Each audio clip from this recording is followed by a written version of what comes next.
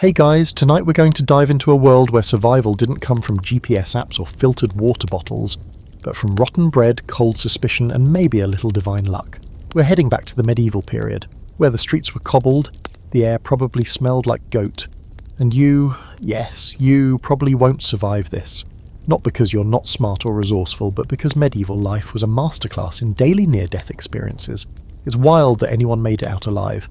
So before you get comfortable, take a moment to like the video and subscribe, but only if you genuinely enjoy what I do here. And while you're at it, drop your city and what time you're watching this in the comments. I love seeing how far these bedtime wanderings travel. Now, dim the lights, maybe turn on a fan for that soft background hum, and let's ease into tonight's journey together. You're standing on a dirt path in a medieval village. Not the postcard kind, but the real kind. Muddy streets, thatched roofs, chickens that definitely don't respect boundaries. The year's somewhere in the 14th century, and something's not quite right. Your neighbours are twitchy, the baker's wife is muttering under her breath, and everyone's avoiding the bread. That's your first clue. You grab a chunk anyway, because you're starving, and the moment it touches your tongue, you pause.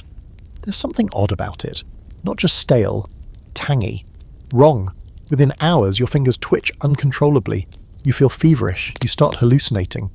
A green knight rides through your dreams with 100 legs. You're not dying, yet. But you've just encountered what modern scholars now believe was ergot poisoning, the result of eating rye infected with a funky little fungus called Claviceps purpurea. They just knew that certain bread made people lose their minds. It hit hardest in wet summers, especially when the grain wasn't dried properly. Villagers called it St. Anthony's fire, because of the burning sensations in the limbs. If you were lucky, you sweated it out. If you weren't, well, you might lose a few toes, or your mind. Now here's the weird thing, over time people started to notice. The bread looked off, darker with weird purplish black spots. Some communities even developed rudimentary bread inspectors, not official ones mind you, but nosy aunties who'd poke at loaves with sticks and hiss warnings at anyone who dared slice in. So in a weird crowdsourced way, this psychedelic tragedy helped people develop a kind of early food safety system. Not foolproof, but better than nothing when your life expectancy hovers around 30. Want an even stranger twist? Some modern scholars think outbreaks of ergot poisoning may have fueled mass hysteria. The dancing plagues, the witch hunts, the sudden visions and violent convulsions. Imagine an entire town tripping on toxic rye. It sounds funny, until you realise that the possessed girl in the woods might just be a malnourished teen with a fungus problem. There's a whole debate over whether events like the Salem witch trials were influenced by this. Did the devil visit New England, or did mouldy bread do the trick? Historians don't agree, but it's deliciously unsettling either way. You walk away from the village bakery, tossing the cursed bread to the pigs who will probably eat anything. As you head past the market stalls, you see old women sniffing grain sacks and shaking their heads. You catch on, smell matters, colour matters, bread can lie, it can also kill. And yet you can't help but notice the resilience. The fact that these folks, illiterate, superstitious and constantly under threat, figured out in time how to detect invisible dangers. They learned to spot the off-colour of infected grain, the bitterness of a bad batch, the unlucky curve of a rye stalk. They didn't have lab tests, but they had stories, patterns and gut feelings passed down through generations. You, of course, are a modern person with access to food safety inspections, refrigeration and oat milk lattes. But out here, in the damp heart of medieval life, you're realising that sometimes surviving isn't about strength, it's about noticing things. You start watching people more closely, what they eat, what they avoid, who starts scratching after supper, and so your first secret's locked in. Don't eat the bread unless you know the baker, watch them grind the grain, and maybe said a prayer or two over the oven. One more thing. That same fungus. Centuries later, scientists would synthesize it into something else. Something you may have heard of, LSD. Yeah, that's the same chemical family. So that Green Knight from your hallucination? He may have been the original rave poster. Just saying. Anyway, you're lucky tonight. You recover. You're shaky. But alive.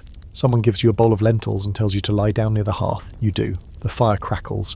Outside, the village dogs howl at something unseen. And you begin to understand. Out here, survival isn't guaranteed. It's a negotiation. One meal, one fever, one strange loaf of bread at a time. You wake up to the sound of distant hooves and a rooster who's clearly misunderstood his one job. The air is cool, thick with wood smoke and wet earth. As you stretch and rub the grit from your eyes, the woman who let you sleep near the hearth last night shoves a chunk of dry cheese into your hand. You should be moving before midday, she warns. They. You step outside and scan the woods beyond the edge of the village. Shadows twitch, but maybe it's just the breeze through the birch leaves. Still, her warning isn't just local paranoia, it's part of a deeply ingrained survival instinct. Always assume you're being watched. Because honestly, you probably are. Out here, everyone learns early that travelling unarmed or unaware is a gamble. Knights and bandits alike roam the roads, and sometimes it's hard to tell them apart. Even the wealthiest nobles, armoured and mounted, didn't ride without backup, and they definitely didn't relax their grip on the reins when crossing a tree-lined road. Surprise attacks were the medieval version of jump scares, only with actual consequences. So you find yourself walking the rutted trail with your head on a swivel. That's not paranoia, it's protocol. You pass a man herding goats, and he gives you a nod, eyes lingering just a second too long. Friend or threat? Hard to say. You remember the first trick you picked up watching the knights come through town last spring? Shields offer more than protection. They're early warning systems. The curve of the shield, positioned just so on the left arm, reflects movement at the edge of your peripheral vision. You catch a glint? Someone's there. You hear a twig snap? Drop to one knee and scan the tree line. Even the shiniest coat of arms served a dual purpose: visibility, intimidation, and most importantly, making sure the guy sneaking up on you sees that you're not alone. You don't have a shield, not yet, but your eyes do a pretty good job. You start noting signs, broken twigs in the wrong direction, crow calls cutting short, that sick feeling in your gut like something's off. Congratulations, you're developing situational awareness, a skill that meant the difference between seeing your next birthday or becoming some bandit's coin purse. Back in town, people whisper about the local woods being cursed.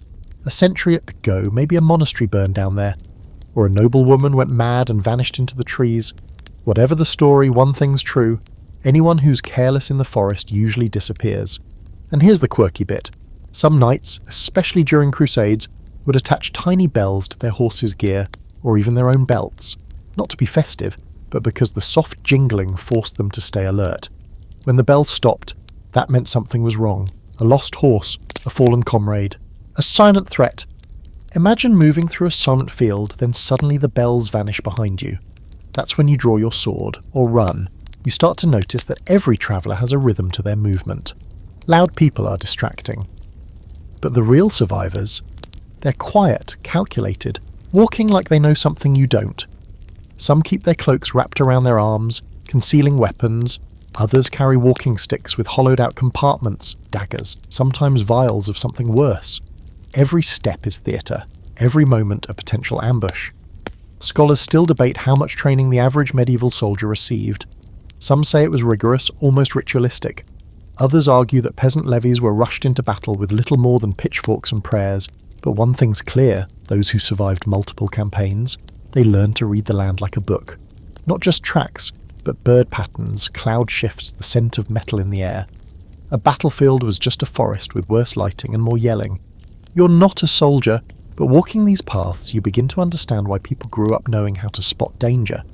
It wasn't paranoia, it was passed down wisdom. Grandpa might not be able to read, but he can tell you exactly what kind of boot made that print in the mud and how long ago. Midday passes and the road dips into a shallow valley. A merchant wagon lies toppled near the side, wheels splintered, cargo gone. You freeze. The scene's quiet. Too quiet.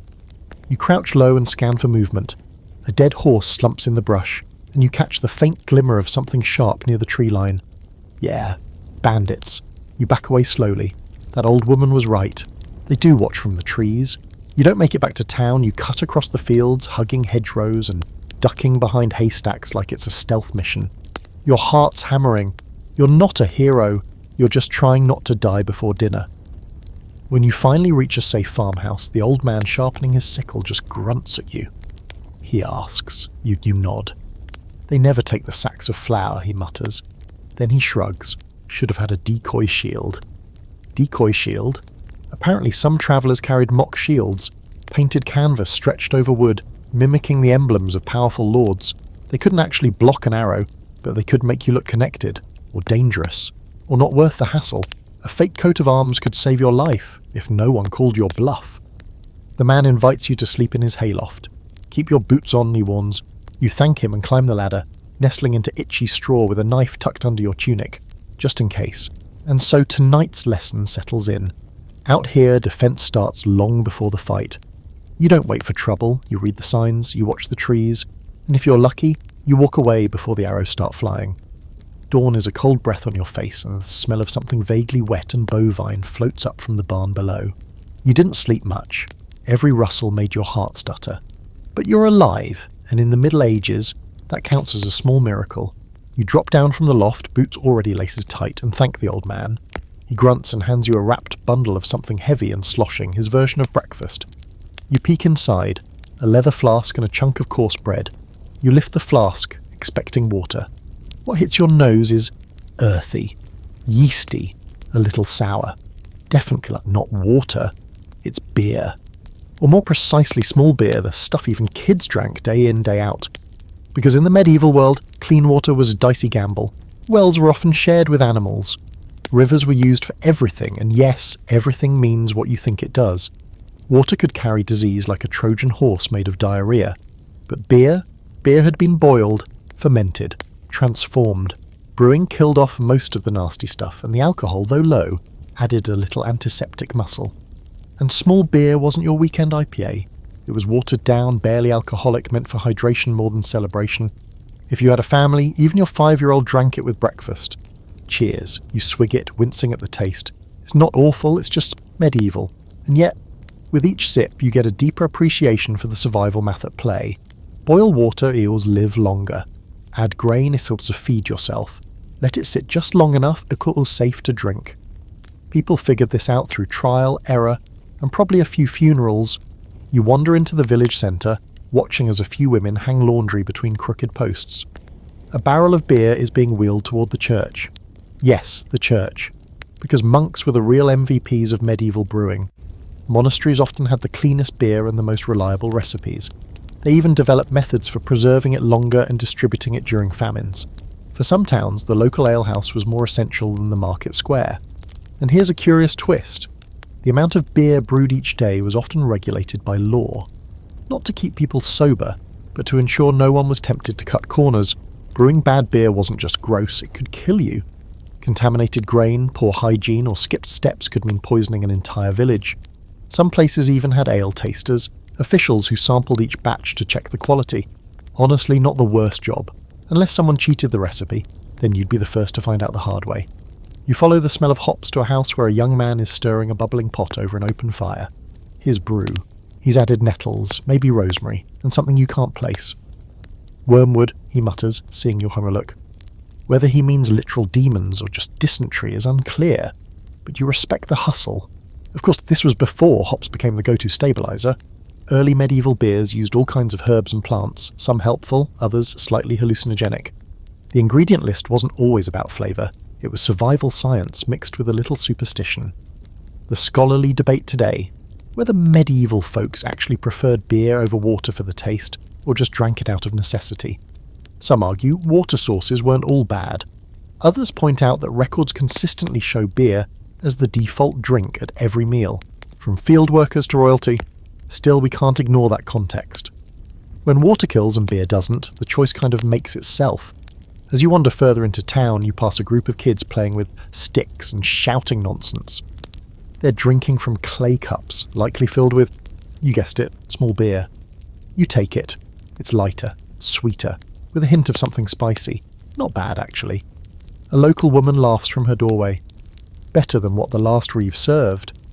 She's exaggerating, but not by much. Brewing disasters happened. People experimented, sometimes too bravely. In some cases, certain fungal contaminated brews caused nausea, madness, or worse. And when that happened, the punishment wasn't mild. Brewing dangerous ale could lead to fines, exile, or if someone important died, something sharper.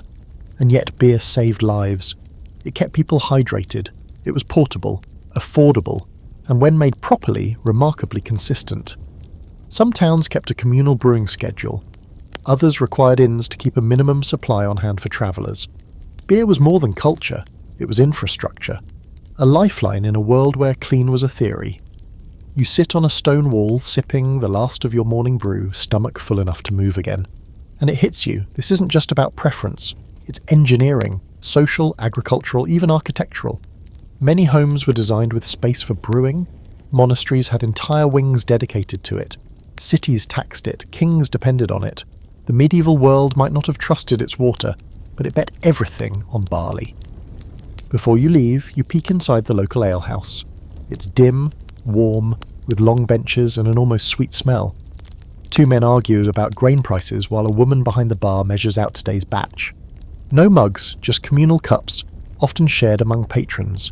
You don't stay. You've got roads to walk and more secrets to find, but as you step back into the light, the taste of hops still on your tongue, you realise something simple. In the Middle Ages, beer wasn't a luxury or a party. It was the most drinkable insurance policy around. The village fades behind you as you follow a narrow dirt path leading uphill. Your feet slip a little on the frost-covered leaves, and the wind carries a sharpness that tastes like the edge of winter. You pull your cloak tighter around your shoulders and wish, for the 100th time, that someone back in town had mentioned just how cold the countryside gets.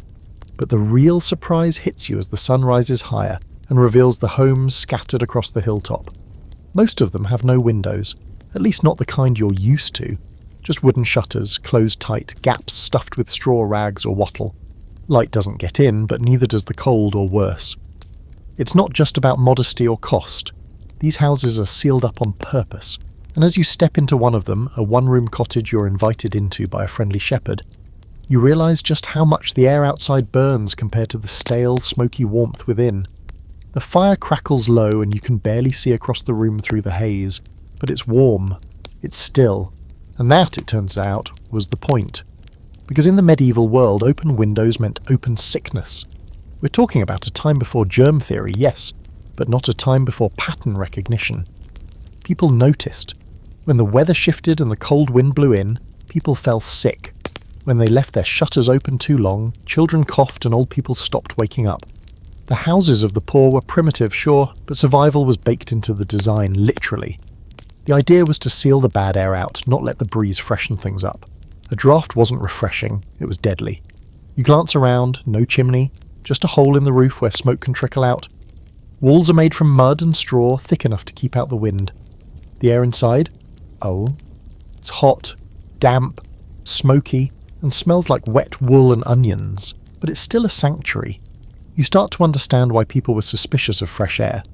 In their world, illness didn't come from invisible microbes, it came from miasma. Bad air, foul humours, smells were indicators of corruption, so naturally, you tried to keep those smells far from your lungs. Your host, a wiry man with hands like twisted rope, explains how they winter down. In the cold months, he says, the shutters stay closed day and night. The door is only opened briefly, once at sunrise, once at sunset. Inside, people huddle close. They cook, sleep, work, and even keep small animals in with them. Chickens, sometimes a goat. It's like living inside a giant steaming pot of soup. But it works, most of the time. Here's the kicker. While wealthy nobles built stone houses with real windows, some even with glass, their homes were colder, draftier, and more prone to letting in bad air. And because they often lived in tighter, more crowded conditions, plague spread faster in castles than in peasant huts. Irony has a long, rich history. Meanwhile, the poor crammed into these sealed little ovens had fewer visitors, fewer drafts, and in some cases, fewer outbreaks. It wasn't scientific, but it was survival. Scholars still debate how effective these tactics were. Did sealing the house actually help? Or did the stagnant air make things worse? There's no clear answer. But given the choices available, you can't really blame them for choosing warmth and insulation over risky ventilation. Your shepherd friend points to the ceiling where soot blackens the rafters. That's how you know it's working, he jokes. He's half joking. A constantly smoking guer meant constant warmth, and soot covered everything was the price of not freezing to death. In the corner of the room, a woman stirs something thick and bubbling in a pot.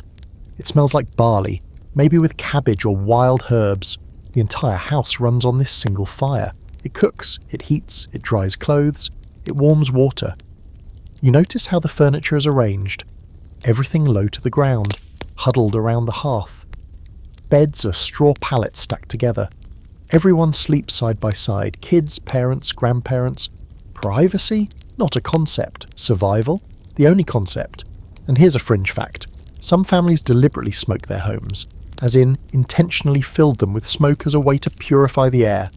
Certain herbs were tossed into the fire, juniper, mugwort or pine needles, not for scent but for spiritual cleansing. Evil spirits, people believed, didn't like thick smoke. Neither did fleas or lice, which is honestly fair. But back to the windows, more accurately, the lack thereof. Some homes had simple shutters made of cloth or hide, greased to repel wind. Others used animal bladders stretched over frames, letting in light while keeping out the cold. Glass?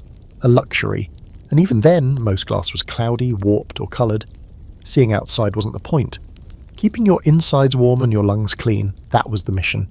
You sit down near the fire and watch as the woman hands you a steaming bowl of stew. You thank her, still shivering slightly, and realise how long you've gone without real warmth. The soup is thick and salty, probably made from whatever was left in the pantry. It's delicious, or maybe you're just grateful not to be chewing on mouldy bread again. You take it all in. The walls are coated in a faint layer of grime, the ceiling sags under years of accumulated soot, and the floor is mostly packed earth. But there's something beautiful about the way it all works together. This space isn't about comfort. It's about not dying, about making it through one more winter. And when you view it through that lens, every sealed shutter and smoky rafter starts to look like genius. As the day wanes, you thank your hosts and step back into the cold. The air outside hits you like a sap, and suddenly, the smoky warmth of that windowless room feels like paradise. You glance back once, noting how the house seems to sink into the hill, part of the earth itself, discreet, defensible as insulated by design. You walk on, taking one more survival secret with you. When in doubt, shut the windows, seal the cracks, and trust that the air outside might be worse than the smoke within. You trudge into the next village just as the sun begins to dip behind the trees, painting everything in dull bronze. The houses here are clustered a little tighter, and the people glance up at you with that particular mix of suspicion and curiosity reserved for strangers who arrive right before supper. You nod politely, try not to look threatening, which is hard when your cloak smells like smoke, beer, and at least 3 kinds of animal, and settle yourself near the central well, pretending you have business. That's when you notice it. The clothes. Not what they are, but what colour they're not. Everyone seems to be wearing the same muted palette, earthy browns, greys and dull greens. Even the wealthier-looking woman walking from the church is dressed in faded blue, not bright or flashy. It's not exactly a fashion statement. It's a warning system, and you're just starting to read it. In the Middle Ages, colour wasn't just aesthetic, it was code. Dyes were expensive, sure, and the brighter the colour, the wealthier the wearer. But beyond social class, colours were used to communicate something far more urgent: status, danger and health.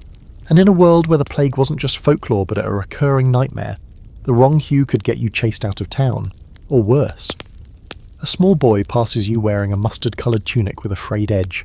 It's stained near the collar, and the woman walking behind him makes a show of keeping her distance. You ask an older man what it means, and he leans in, voice low. "That family's had fever," he mutters. He eyes the child, and there it is, colour coding for survival. In some towns, especially during outbreaks, authorities or even local churches would require anyone recovering from illness to wear specific colours. Yellow was the most common, signalling sickness, but not necessarily plague. In fact, some cities during the Black Death required suspected victims or exposed families to mark their doors with yellow crosses or ribbons. It was meant to protect others, but it also had the effect of branding people like livestock. And not just yellow. Red could mean pestilence or uncleanliness. White, ironically, was often associated with lepers or the spiritually impure. Even the choice of trim or hood could signify affiliation, status, or risk. Travellers who wanted to move unnoticed often wore muddied browns and greens, blending into both the woods and the social background. Bright colours drew attention, and attention in the medieval world was rarely good. You start noticing other things. A woman with a dark red kerchief walks the edge of the square, never stepping too close to the well. People nod to her but keep a step of distance. Not fear, necessarily, just respect for the code. She's in mourning. Her husband likely died this winter, and until her household is clean again, She won't eat communally or touch shared tools, not because someone told her not to, but because centuries of hard lessons taught these people how to self-isolate without needing a microbiology degree. You sit near the hearth of the local tavern that night, paying with a carved token someone told you was worth a pint and a place to warm your boots. Inside, it's louder, looser. People laugh, drink, and lean in close. But you notice they still follow the colour cues. A man in a freshly dyed green tunic sits by the door. He's a forester, probably healthy, and his colour signals utility. No one hesitates to shake his hand. The tavern keeper, meanwhile, wears a clean apron dyed with a dark blue stripe. She's in charge, yes, but more importantly, blue signified trustworthiness, especially in guild colours. In some regions, brewers or cooks wore blue bands to indicate their membership in regulated guilds, sort of like a medieval health inspection sticker. The more consistent the colour, the more people trusted the food, and trust was survival currency. You overhear two men talking about a recent visitor who wore a pale robe and claimed to be a healer. More like a thief, one snorts. The other laughs, but the message is clear. Faking a colour code was a dangerous business. It could get you exiled, or worse, burned. The oddball fact? Some nobles and clergy tried to outlaw certain colour combinations for commoners, not for safety but for control. Sumptuary laws dictated who could wear what, right down to the type of fur on your cuffs. A peasant in scarlet could be accused of impersonating nobility, but people got crafty. They learned to layer meanings. Nuance in thread and colour. It was communication without words. Today, historians argue over how strictly these colour codes were enforced. Some say they were loose traditions, others claim they were the cornerstone of communal health policy. But the patterns are hard to ignore. During times of plague, famine, or religious upheaval, colour became a language, spoken in linen, wool and dye. You get your cup of weak ale and sit near the fire, watching the way people arrange themselves. Certain colours cluster near the hearth, others stay near the windows. There's no chart posted, no announcements made, but everyone knows the rules. And now, so do you. As you leave the tavern, a young girl selling herbs waves you down. She's wearing a tattered green sash and her hands are stained with something dark, maybe woad or elderberry. "For protection," she says, holding up a sprig of something sharp and fragrant.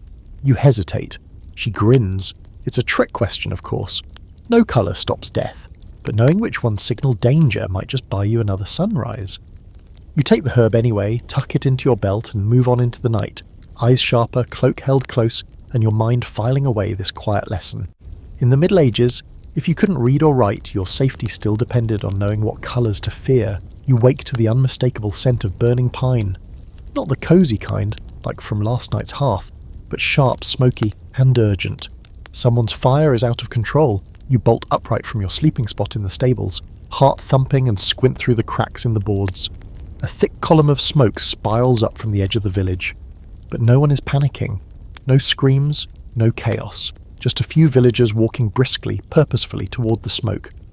You follow them, curiosity pushing you faster than fear. As you near the source, you find the culprit. A chimney belching black smoke from a house with a collapsed section of roof. The fire is mostly under control now, but it's the chimney that catches your attention. It's oddly placed, not in the centre, but on the side of the house, and it's tall, much taller than you'd expect for a humble cottage. And that, it turns out, might have saved their lives. In the medieval world, chimneys weren't just for smoke, they were early survival tech. And like most medieval inventions, they were a long, awkward work in progress. Early medieval homes didn't have chimneys at all, just a hole in the roof, if you were lucky. Smoke filled the room, rose slowly, and drifted out, or didn't. You breathed it. You slept in it. Babies were born into it. Coughing was just part of life. Then someone figured out that building a flue to direct the smoke out, not just up, could actually keep your lungs clearer and reduce the risk of fire setting your thatched roof ablaze. The placement mattered. The angle mattered. And most of all, the materials mattered. A stone chimney was ideal but expensive, a brick one, cheaper but prone to cracks, and a wooden flue lined with clay, risky but better than nothing. You stand beside a wiry man scraping ash from the damaged hearth. He tells you the fire started from a build-up in the chimney shaft. "Should have cleaned it," he mutters. His wife frowns at him from the doorway. The look says this isn't the first time. But here's what's interesting. Their chimney was tall, and that height created a draft strong enough to keep most of the fire shooting upward instead of back into the room. It probably saved their family and the rest of the village from a full-blown disaster. chimney design was an early form of passive fire prevention, but also, strangely, a kind of social signal. Only the more prosperous households had them in the earlier Middle Ages. Having a chimney wasn't just functional, it showed status. It meant your home had designated cooking space or even separate rooms, which hinted at wealth, hygiene, and even access to specialised labour. After all, building a chimney required skill. You couldn't just slap rocks together and hope the smoke went away. And here's a lesser-known tidbit. Some people actually feared chimneys when they first emerged.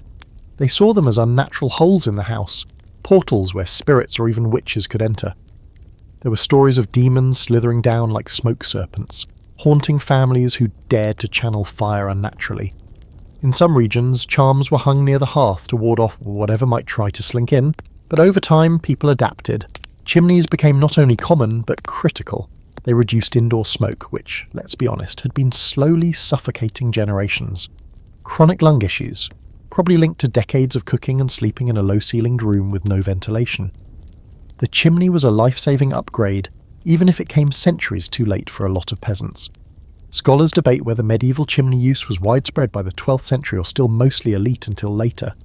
Evidence suggests rural homes were late adopters, and even then chimney fires were disturbingly common. That's why villagers developed strategies, scraping out soot regularly, burning certain herbs believed to clean the shaft, and even using trained children to shimmy up and scrub the inside. Yeah, chimney sweeps weren't just for the Victorian era. As the family patches their roof, a few men with buckets dump water on the scorched straw around the foundation. You notice they're talking about how lucky it was the wind didn't shift. One spark and half the town could have gone up. That's the thing about these villages. Everything's flammable. Wood beams, thatch, hay, clothes. Even the beds are stuffed with dry straw or wool. So fire isn't just a hazard, it's an existential threat. You think back to your own brief time in the soot-choked cottage. The way the smoke clung to your skin, the warmth, yes, but also the risk. No chimney. You might not freeze, but you'd cough yourself to sleep. A badly built chimney? You might wake up surrounded by flame. And then there's the trick some of the savvier villagers use. Smoke direction as a warning system. A chimney's smoke shifts with the wind, yes, but it can also be monitored. Certain smoke patterns might signal someone's home or not. A trader returning. A fire left burning in a supposedly abandoned house. In some border towns, watchmen learned to read chimney smoke like footprints, looking for unusual activity. It wasn't foolproof, but it was clever. You sit with the villagers as the sun continues to rise, sipping something hot and vaguely herbal from a clay cup. The air still smells, faintly scorched, but it's nothing compared to what could have been. You realise that chimneys, those stone and mortar afterthoughts we barely glance at today, were once cutting-edge, life-saving tech. The line between shelter and disaster often came down to the width of a flue, and whether someone remembered to scrape the soot. As the village returns to its rhythm, you shoulder your pack and nod to the family. You watch nearly lose everything. They give you a tired but grateful smile. Their home will be patched, their hearth rebuilt, and their chimney probably cleaned more often. You walk away with one more secret tucked into your smoky clothes. In a world built of wood and hope, a well-made chimney might be the most important part of the house. You're on the road again, boots soaked from the dew-drenched grass and your mind still turning over the smoky near-disaster from this morning. The scent of scorched thatch is gone now, replaced by the smells of damp leaves, manure, and something faintly fishy that you choose not to investigate further. You're winding your way along a hedgerow when you spot a small cottage set apart from the others, alone at the edge of the trees. Strange, you think, why so isolated? You slow your pace. The house isn't abandoned. In fact, it's surprisingly well kept. But there's something off. The garden is overgrown in neat rows, too neat. No livestock, no smoke from the chimney. You're about to move on when a sudden hiss catches your attention. A cat. Sleek, jet black, glaring at you like it owns the land and you're a trespasser. Its yellow eyes don't blink. It doesn't run. It guards. And weirdly enough, that's how it's supposed to be. In the medieval world, cats were both feared and fiercely valued, a contradiction wrapped in fur. You approach the cottage slowly, keeping your eyes on the cat as it circles you like a tiny panther. You half expect it to start speaking in riddles. Here's the thing. Cats in the Middle Ages had a very weird PR team.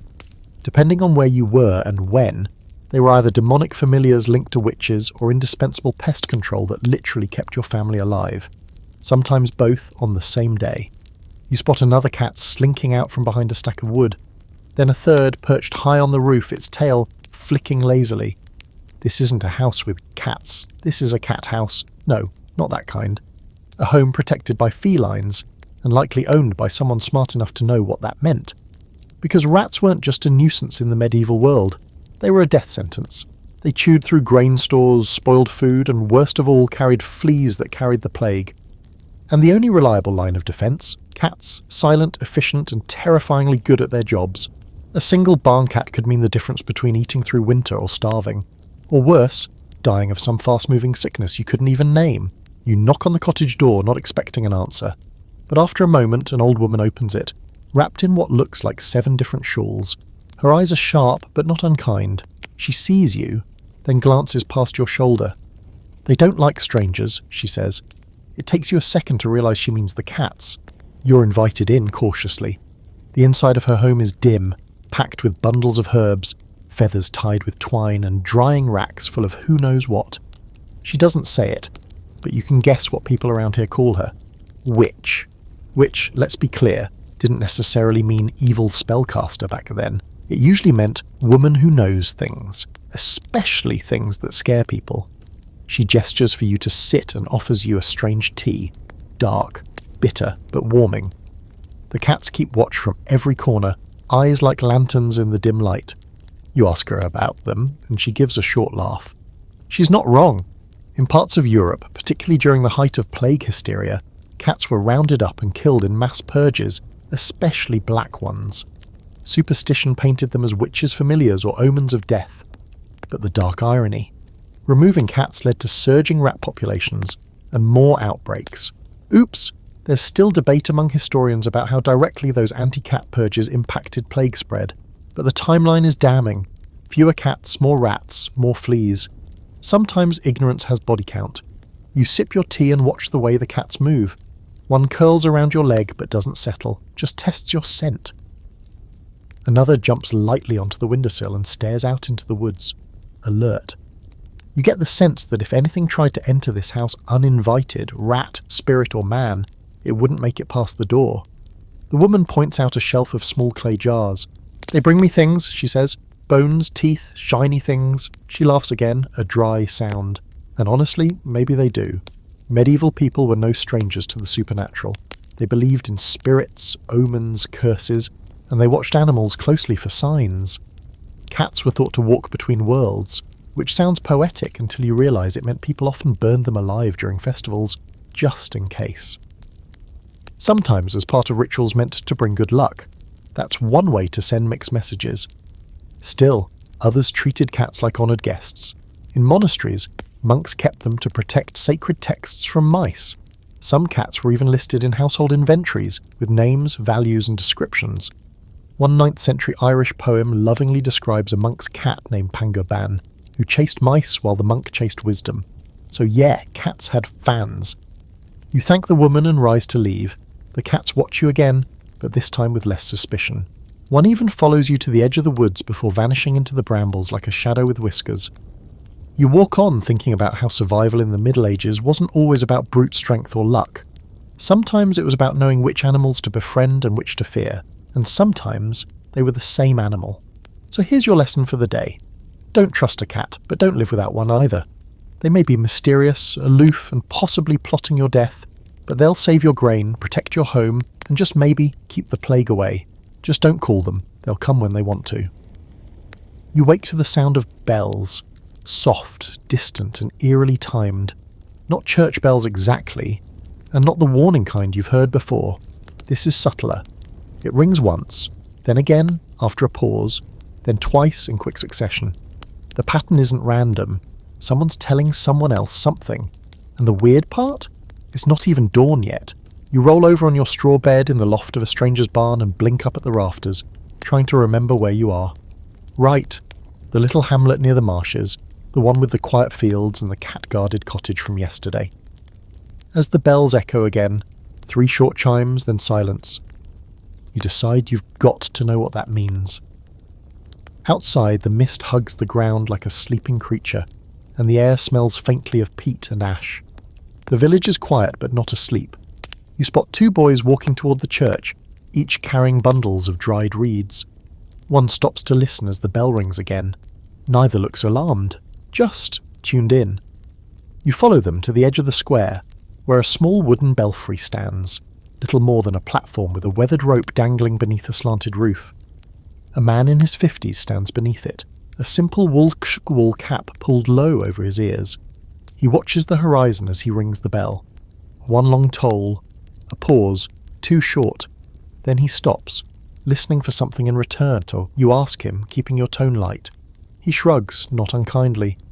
"Mist's too thick this morning," another shrug. He glances at you. You admit it, he nods. That's the first time you truly understand just how powerful the village bell code was in medieval survival. It wasn't just for summoning people to church or warning of a fire. It was a language, one built on rhythm and repetition, passed down and memorized like sacred scripture. Everyone knew it. You had to. Because out here, with no phones, no written signs, and no town cries for miles, bells were the heartbeat of a community. You watch the man pull the rope again, just once this time. A single note that rolls through the mist and settles into the fields beyond. He nods to himself and walks away, leaving the bell swaying gently. No more rings, just silence. The message has been delivered. Later that day, you learn more about how it works. Each village had its own code, based on tone, number of tolls, spacing and repetition. Some bells were mounted high for maximum range, while others were low and closer to homes, meant for local signals. The patterns weren't complex, but they were specific. 3 slow tolls, a death. 1 long, 2 short. Meeting at the chapel, rapid ringing, fire. A rising pattern, raiders or worse. Meaning, the wrong signal at the wrong time could lead to chaos. So the system had to be simple, but universal. And it wasn't just about survival, it was about order. Bells also acted as timekeepers in a world without clocks. Canonical hours, matins, lauds, prime, terce, and so on, were marked with chimes. Even peasants who couldn't read or write could structure their day by listening. When to milk the goats, when to pray, when to come in from the fields. The bells carved time out of chaos. But the bells weren't always fair. In some places, only the church could ring them. In others, the local lord controlled the signal, using it to enforce labour or summon peasants to duty.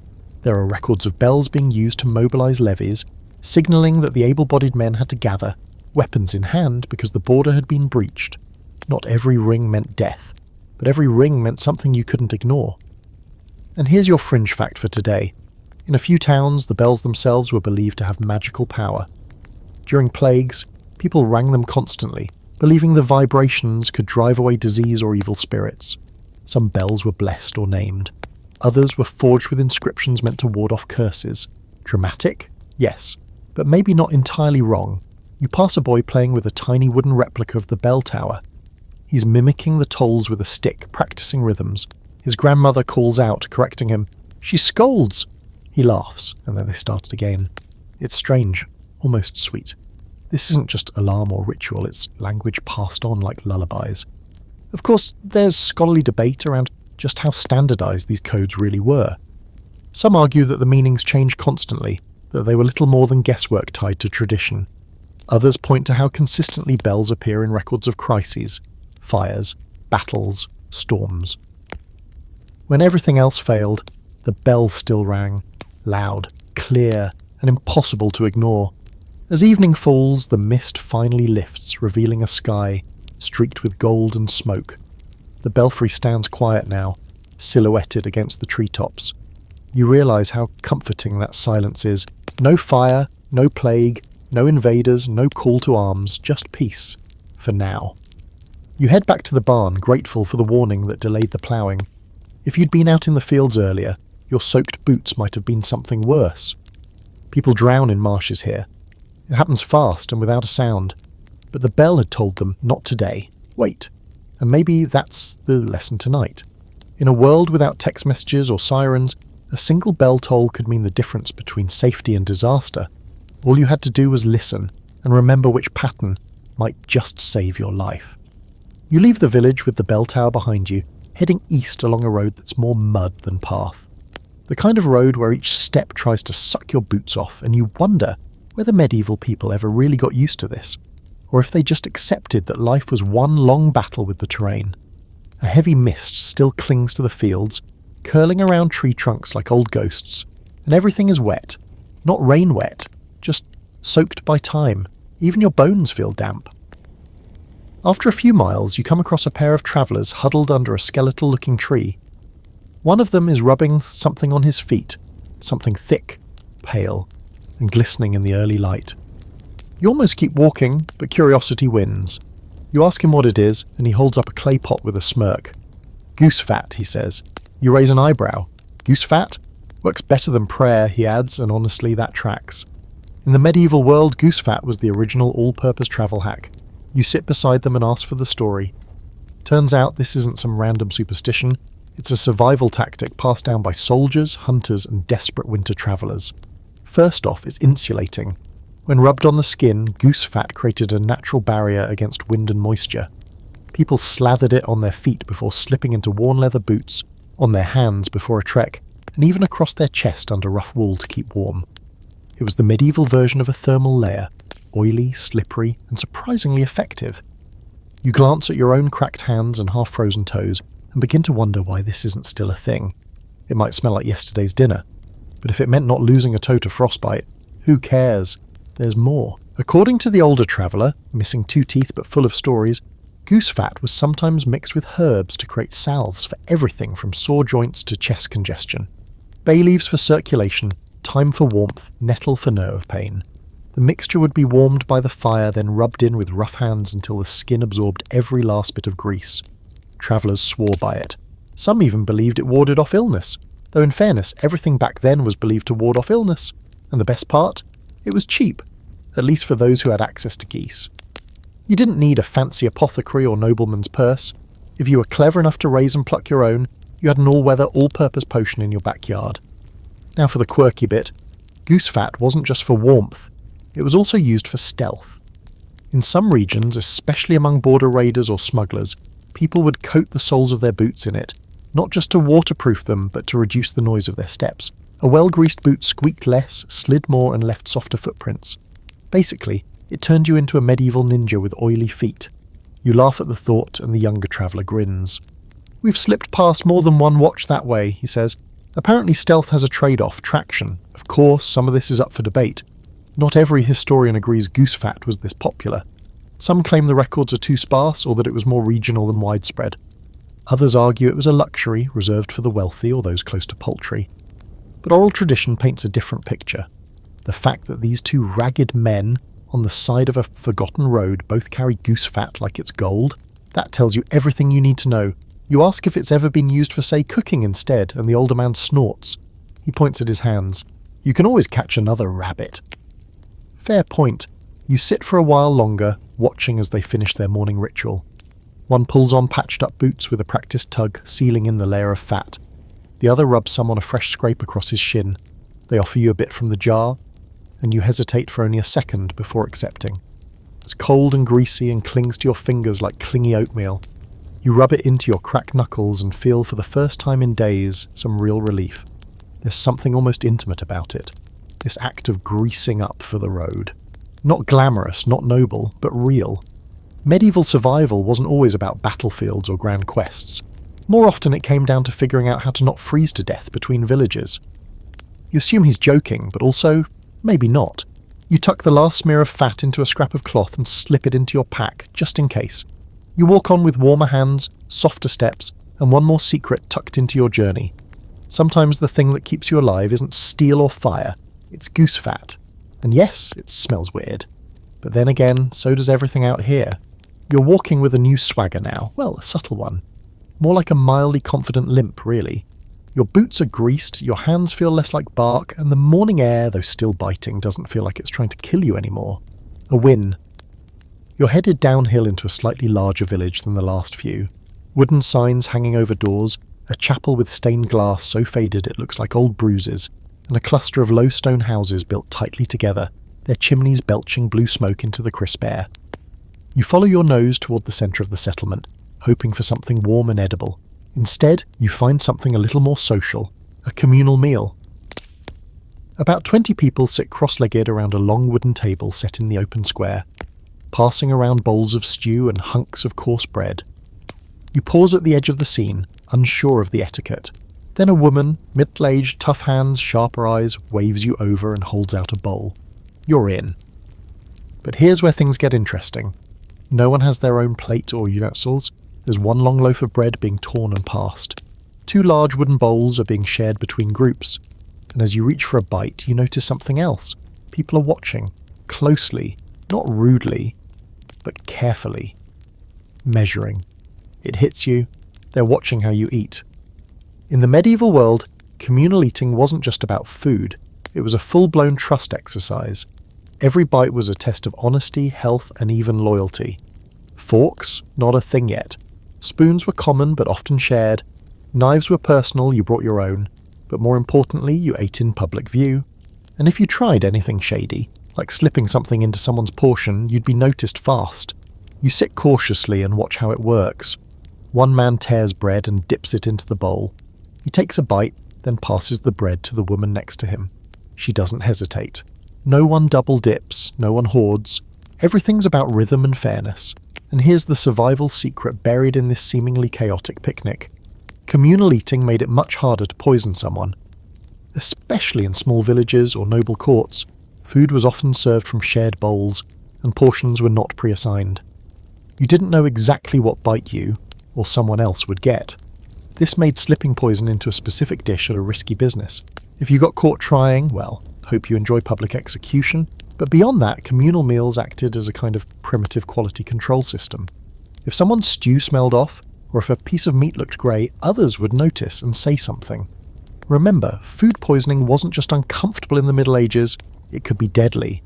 So communities developed an unspoken, collectively enforced etiquette to keep things safe. The woman next to you nudges the bowl your way. You dip your bread and chew slowly. The stew is hot, hearty and suspiciously good. Potatoes, root vegetables, maybe a hint of wild garlic. You nod your thanks. She smiles but keeps her eyes on you, just making sure you're not sketchy. Fair. There's another layer to all this though. The shared table as a legal and social bond.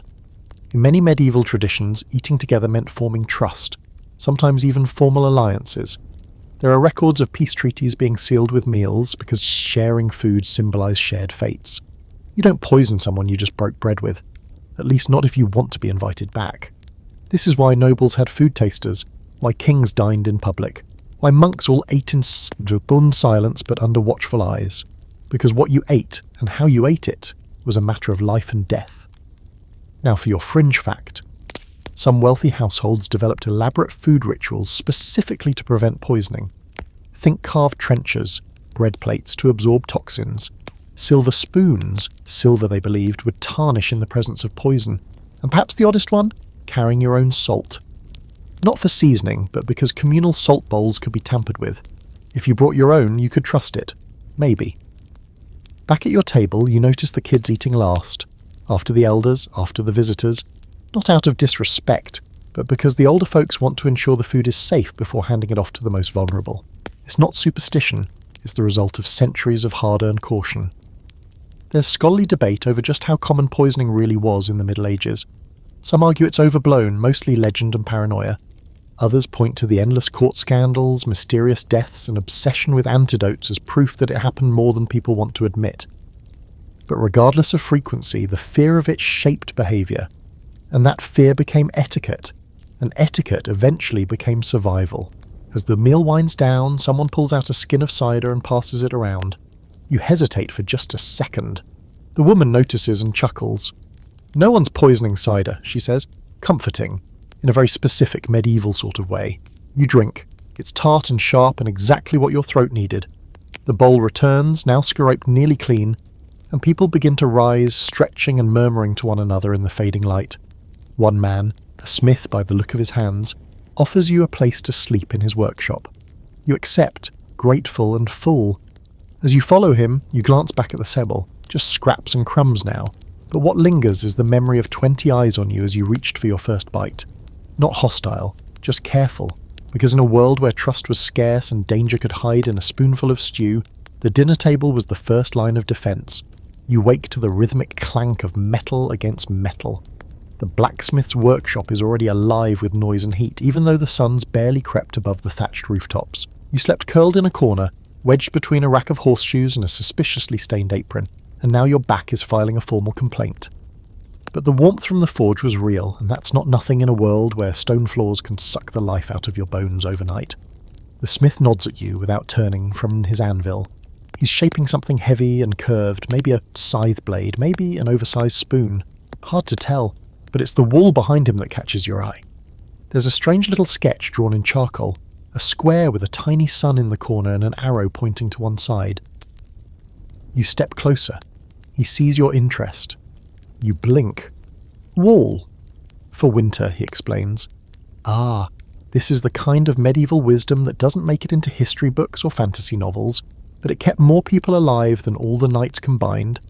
Because out here, where winters bite hard and fuel is limited, sunlight was one of the best survival tools around. You step outside the shop and look around with fresh eyes. Now you see it. Many of the houses are built with one long wall facing the rising sun, and more importantly the southern sun. It's not accidental, it's deliberate, and it's brilliant. In the northern hemisphere, a south-facing wall gets the most consistent sunlight throughout the day. In summer that's nice. In winter, it's critical. A well-placed wall can soak in heat during the day and radiate it inward at night. Medieval builders didn't need a science degree to figure this out. They just watched the seasons. They paid attention to which wall stayed warmer, where frost lingered, and where moss refused to grow. Survival meant observation. You pass a house where laundry is hanging from pegs driven into the southern-facing wall, already half dry while the northern side of the building still glistens with frost. A woman catches you staring and waves her hand. That side's dead till spring, she says, pointing to the shady north. At this side, you find a sunny spot and try it. It works. The stone holds heat like a bread oven. You stretch your legs and feel the difference almost immediately. Here's where it gets even more clever. Many medieval homes were designed so their south-facing walls could double as solar kitchens or drying areas. Herbs hung from the eaves. Bread rose faster near those walls. In lean times, when firewood was scarce or entirely gone, people relied on these pockets of stored heat to keep food edible and bodies alive. Some homes went a step further. Lean-to additions were built along the south side, using the main wall as both a heat source and a windbreak. In wealthier homes, glass windows, rare and costly, were installed on the sunward side to trap heat like a primitive greenhouse. And in monasteries, south-facing cloisters were ideal for reading, writing, and not freezing while doing so. You pass a cottage with a pig lounging on a stone platform pressed against the sun-facing side of the home. It's not cute, it's strategic. Livestock knew the best spots instinctively, towi, and people followed suit. Shared warmth wasn't sentimental, it was efficient. Of course, there's a quirk to this trick. In regions with steep hills or dense forests, finding true southern exposure could be tricky. That's where local superstition met practical geometry. People sometimes planted sun sticks, small poles used to track where the longest shadows fell during the solstice. Not exactly Stonehenge-level precision, but enough to orient a building. Imagine building your house not by a compass, but by the movement of shade on a chicken coop. Historians still debate just how widespread this sun-facing wisdom really was. Some argue it was regional, common in the Alps, the British Isles, or colder climates, but not universal. Others say it's been underreported because it was never formally written down. Why record what everyone already knows? And that's the thing. This knowledge didn't come from scholars. It came from generations of people who paid attention, who learned that if you fell asleep on the wrong side of the barn, you woke up with your nose frozen shut. Who figured out, one frostbitten morning at a time, that the sun could save your life if you let it in. You stroll back to the blacksmith's shop as the morning warms. He's still at work, the wall behind him soaking in light like a loyal companion. You nod toward it. Clever setup, you say. He grunts. My grandfather built it. You're not sure what that means, but you like the sound of it. Later that day, as you set off again, you find yourself eyeing every building you pass. South wall, good. North side mossy, also good. That's how you know they're doing it right. The sun is your quietest, steadiest ally. No horses, no swords, no coin purse needed. Just a wall facing the right way, and enough sense to sit beside it. So here's your secret for the road. Build toward the sun, lean into the light, and remember that even in the darkest times, warmth might come from something as simple as the right wall. You're starting to notice something odd as you travel deeper into the heartland, something no one warned you about. It isn't the hunger or the cold, it's not the relentless walking or the smell, which, to be fair, has levelled up from earthy to barnyard bouquet. It's this: no one is bathing. Or if they are, they're doing it so infrequently and so secretly that you're starting to wonder if you're the weird one for missing soap. At first, you thought maybe you just hadn't stumbled across a bathhouse yet. But after the third village, and a particularly memorable encounter with a shepherd whose scent could fell a wild boar, you're starting to get the picture. This isn't laziness, it's survival strategy. In the medieval world, staying dirty could actually help keep you alive. You reach a small hamlet nestled near a stream. A boy is scooping water into a barrel while a woman scrubs clothes on a flat stone nearby. You ask her if the village has a bathhouse. She laughs, actually laughs, and shakes her head. You want to catch your death. Go soak your bones in December, she says, wringing out a tunic. Lost his lungs? She means he died, from pneumonia, which, to be fair, you might catch too if you stripped down and sat in a drafty room full of lukewarm water and no towels. The reality is that bathing in the Middle Ages was complicated. Early on, especially in Roman-influenced areas, public bathhouses were common. Cleanliness was even associated with piety and health. Monasteries had scheduled bathing days, and wealthier folks sometimes had private tubs. But by the high medieval period, that shifted. Several things happened. First, people started associating water with disease, especially during plagues.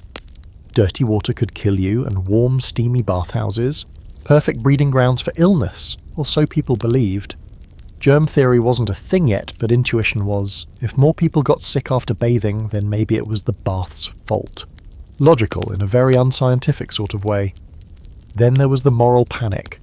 Bathhouses, once places of hygiene and community, gradually became synonymous with sin and scandal. In many towns they turned into thinly veiled brothels, leading religious leaders to condemn them outright. In some regions, bathhouses were shut down entirely, not because of hygiene concerns, but because people were having too much fun. You wander into the village alehouse to warm your hands. Inside, it's smoky, crowded, and full of people who clearly haven't washed in days. Weeks, maybe. And yet, no one seems especially ill.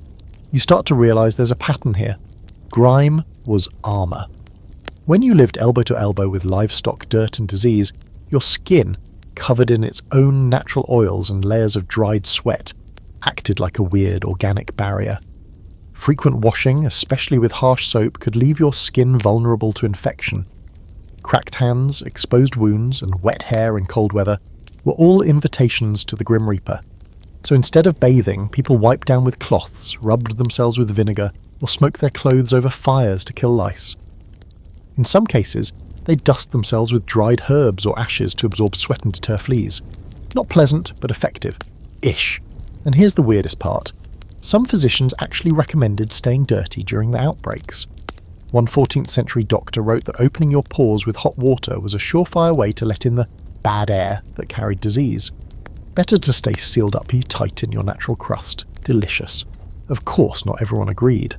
Wealthy nobles still bathed occasionally, usually with scented oils, rosewater or milk, because apparently rubbing yourself with breakfast was peak luxury. And in certain cities like Paris or Florence, public bathhouses limped on into the late medieval period, offering hot baths, massages, and occasionally a little extra, if you get what I'm saying. Scholars argue over how dirty people really were. Some say the filthy medieval stereotype is exaggerated, pointing to records of linen washing, beard grooming, and perfumed sachets. Others say, sure, maybe your shirt got cleaned now and then, but your actual body? Not so much. And most agree that wintertime bathing was especially rare. You didn't tempt fate by catching a chill. Back at the alehouse, a woman pulls her toddler away from a puddle near the hearth and says something in a hushed tone. Another layer of the fear. Some believed that rivers and streams could be haunted, not just by disease but by creatures, wights, nixies, unseen hands that dragged bathers under. It wasn't just the cold that kept people away, it was the unknown. You start to think about your own hygiene. You haven't bathed in a while. You don't smell great. You feel the grime building up in the creases of your elbows, behind your ears. but weirdly your skin isn't raw, and your hands haven't cracked since that one cold night weeks ago. Maybe there's something to this filth. One traveller tells you he wears the same tunic for a month straight, only turning it inside out halfway through. Keeps the fleas confused, he says with a wink. Probably not scientific, but then again, you're still alive, and so is he. As night falls and the alehouse fills with the scent of old wool, smoke and sour beer, you find yourself leaning into it. You wrap your cloak tighter, scratch your beard, and embrace the funk. You realise that in the Middle Ages, clean didn't always mean safe, and dirty didn't always mean doomed. Sometimes survival meant skipping the bath and trusting your crust. You're woken in the middle of the night by a sound that doesn't belong, sharp, distant, and repeated. A rhythmic clang, fast and insistent, echoing through the cold darkness. It's not the bell tower this time. This is more frantic. A metal-on-metal clatter that cuts through the sleeping village like a blade. You stumble out of the hayloft, boots half-laced, cloak dragging in the hen, and follow the noise toward the centre of town. You're not the only one. Faces peek from shuttered windows. A few villagers rush into the square half-dressed, eyes wide. The sound is coming from the chapel, a young boy pounding on the iron bell with a hammer, not using the rope. That's not standard. You spin around and see it. A tongue of flame licking up from the edge of the village, near the woodshed and stable. In the dry chill of early winter, fire moves like it has a vendetta. People bolt into action, grabbing buckets, cloaks, anything they can find. But what's remarkable isn't the chaos, it's how coordinated it all is. No screaming, no confusion, everyone seems to know exactly what to do. Welcome to the Village Bell Code, Fire Edition. Last time you learned how bells communicated warnings, meetings, or death. But tonight, you see them in action as a life-saving system designed for speed and precision. That bell is not just ringing randomly, it's using a very specific pattern. Short, sharp strikes in a rapid sequence. You hear it and your body moves before your brain finishes the sentence. You grab a water bucket from outside the smith's and join the chain forming between the well and the blaze. It's surprisingly smooth. One person dips, another runs, another throws. A human conveyor belt fueled by fear and routine. Because here's the key. This has happened before. Enough times that the response is drilled into memory like a reflex. And the bell? It's not just a warning, it's a coordinator. It tells people where to go, when to switch, even which side of the fire to focus on. And everyone, from the shoemaker's apprentice to the toothless old woman in a bonnet, knows the code. Back by the chapel, the young boy finally stops ringing and sits, panting, as the bell sways above him. He's no hero. He's just doing what he's been trained to do since he could stand. Because in this village, everyone is part of the fire brigade, whether they like it or not. It takes 2 hours, a dozen buckets, and a few lucky gusts of wind, but the fire's finally under control. 2 sheds are gone, a wagon scorched, but no homes caught. You sit on a cold stone, breath visible in the moonlight, watching as neighbours hug, nod, grunt. They've survived another one.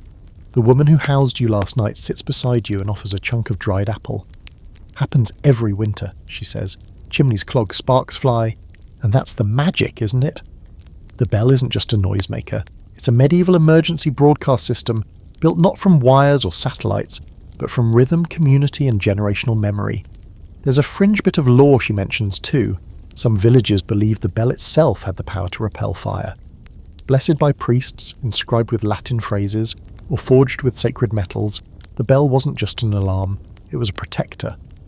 In some towns, bells were rung after a fire had been put out, as a kind of spiritual sealing of the land, to warn off further destruction, or bad luck, or whatever it was people believed hid in the soot. You hear stories that in some places, fires were believed to be caused by angry spirits, forest demons, cursed ancestors, witches, and the bell sound? That was the human answer. Noise to scare away the unseen. Science or not, it worked. Historians debate just how organised medieval fire responses really were. Some claim that in big cities there were actual night watches tasked with ringing bells and keeping fires in check. Others say it was more informal, just villagers reacting to what they saw or smelled. But out here, in the smaller settlements, the bell system makes perfect sense. No one can afford to sleep through a fire, and you can't shout across a valley, so you train your ears. As dawn creeps in, the villagers begin the slow cleanup. Soot-smudged faces, splintered timbers, and more than a few exhausted sighs. But there's no panic, no breakdown, just movement. People sweep Hall Hammer, and behind it all the bell looms, quiet now, but ready.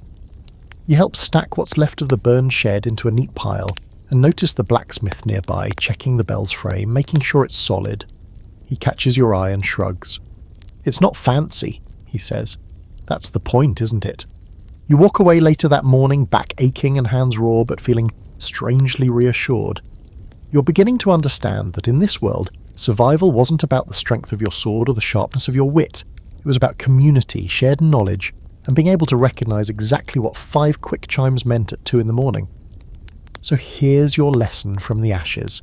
When everything's flammable, you don't wait for smoke, you listen for the bell, and when it rings, you run. You're passing through a narrow forest trail now, where the trees lean in like they're trying to listen to your thoughts. The path has mostly turned to packed snow and frozen mud, and every breath you take cuts like a blade. You've wrapped your cloak tighter, tied rags around your boots, and you're trying not to think about your fingers. They've gone numb, which is either normal or incredibly bad. Hard to tell at this point. Then through the trees, you spot something strange. A figure moving, but not like a traveller. Their steps are deliberate, slow, almost mechanical. As you get closer, the silhouette takes shape. A man wearing something that shouldn't be armour, but kind of looks like it. You squint. It's not metal, not shiny, not clinking. It's brownish, patchy, weirdly bulky around the shoulders. And then it hits you. Boiled leather. You catch up to him. He's carrying a poleaxe and seems surprised to see another traveller out here. He gives you a nod. You tell him he looks like he's wearing a roasted animal. He grins. Close. Cowhide. Turns out you've just met someone wearing the medieval equivalent of a budget bulletproof vest. Because in a world where iron and steel were expensive and hard to get, especially for your average villager or mercenary, people turned to what they had. Leather. Lots of it. The process was simple in theory, though not easy in practice. Fresh, thick cowhide was cut to shape and then boiled in water or wax, depending on your local recipe. The boiling hardened the leather, making it stiff, almost shell-like. Once cooled, it could be formed into chest plates, shoulder guards, helmets, even shields. It wouldn't stop a longbow, but it could take a glancing sword blow, or a cudgel to the ribs, and turn a fatal injury into a survivable bruise. The man lets you touch the armour. It's hard but flexible, cracked at the edges, clearly worn through years of use. "Used to belong to my brother," he says. He doesn't offer details, and you don't ask. Boiled leather, or cuirbuili, was used for everything from armour to sheaths to reinforced boots. Knights sneered at it, of course. Real men wore chainmail, plate gleaming steel forged by some one-eyed smith with a tragic past. But most people, they weren't knights, they were foot soldiers, guards, caravan escorts, you basically. And they needed something affordable that didn't weigh as much as a donkey. There are debates among historians about just how effective boiled leather was. Some claim it was purely decorative by the late Middle Ages, worn more for intimidation than actual protection. Others point to preserved pieces found in peat bogs and tombs, showing clear signs of battle damage and repair. What's undeniable is this: people wore it, and they trusted it. Your new companion tells you that some soldiers painted or etched symbols into the leather, believing it offered not just physical protection, but spiritual too. He lifts his arm to show a crude sigil on the shoulder, a sunburst with a line through it. Keeps blades from biting, he says, not entirely joking. And then there's the smell. Oh boy. Wet, waxed leather mixed with body heat, and weeks of road travel smells like a dead cow that's been hitting the gym. The guy doesn't seem to notice. You try to breathe through your mouth. As you walk together, he tells you how in lean times people would cut up old harnesses or saddles, boil them down, and stitch together makeshift armour. There's a kind of rough poetry to that. You learn that in some regions, boiled leather armour was combined with bits of metal, nail heads, small plates, even broken knives sewn into the lining to create what was basically medieval DIY body armour. One wrong move and you'd stab yourself just by turning too fast, but hey, better than dying with a clean tunic. The guy pulls out a small round object from his pack, a boiled leather cap, reinforced with stitched-in ribs of deer antler. "Wore it through 2 winters, he says. "Took an axe to the head once, helmet broke." You nod, impressed, and maybe slightly horrified. Of course, armour like this had its limits. Against arrows, especially from powerful longbows or crossbows, it was more of a suggestion than a solution. But for close combat or fending off an angry traveller with a rusted blade, Boiled leather was a game changer. It let the poor protect themselves. It gave outlaws a chance. It bought time. There's a story he tells as you approach a fork in the trail. A young squire, wearing nothing but boiled leather and courage, standing against a bandit lord's elite. Everyone thought he'd die in seconds. He lasted 6 minutes, killed 2, gave his knight time to escape. The armour was returned to his family, repaired and worn again, passed down like a grim heirloom. That's the thing about this kind of gear. It wasn't flashy, but it was personal. It bore the scars of its wearers. You could tell a man's story by the scratches on his chest piece or the stitched patch where an arrow once landed. It was armour made not for display, but for living and sometimes dying in. The man nods goodbye at the fork and takes the road west. You keep walking, but your mind lingers on the texture of his armour, the creak of it as he moved, and the quiet pride in his voice. You start to think maybe you don't need a gleaming sword or a silver helm. Maybe all you really need is a hide, a pot of boiling water, and the will to keep walking. So here's your takeaway. Real protection isn't always forged. It's boiled, stitched, patched, and passed down. And yeah, it smells terrible. You're following a footpath that weaves along a ridge, flanked by mossy stones and bare, wind-battered trees. The cold gnaws at your fingers again, and you're hungry again, always hungry. Your last real meal was a bowl of mystery stew 2 villages ago, and since then it's been apples with worms or worms without apples. You're keeping an eye out for something edible, but as usual, you have no idea what's safe to touch, let alone eat, which is why you're glad to spot a woman crouched near a clearing, poking carefully at a cluster of mushrooms with a stick. She's muttering to herself and wearing a pouch so full of herbs it's basically a portable hedge.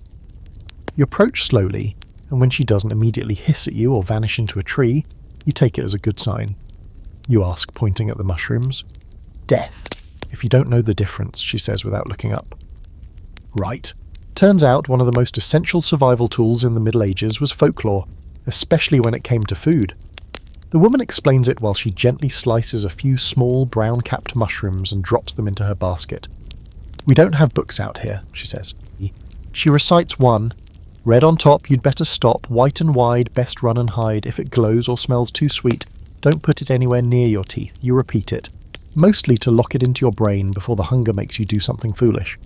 That rhyme, or some version of it, existed across countless villages, passed from grandmother to grandchild, keeping people alive one cryptic phrase at a time, because back then there was no central manual on what to eat. Nature didn't come with labels. You learned by watching others, or, tragically often, by watching what killed them. The woman holds up a cluster of bright red berries. These'll bind your guts so tight you'll beg for death, she says casually, then tosses them into the woods. You ask how anyone figured that out. She shrugs. That's the constant tone of survival out here.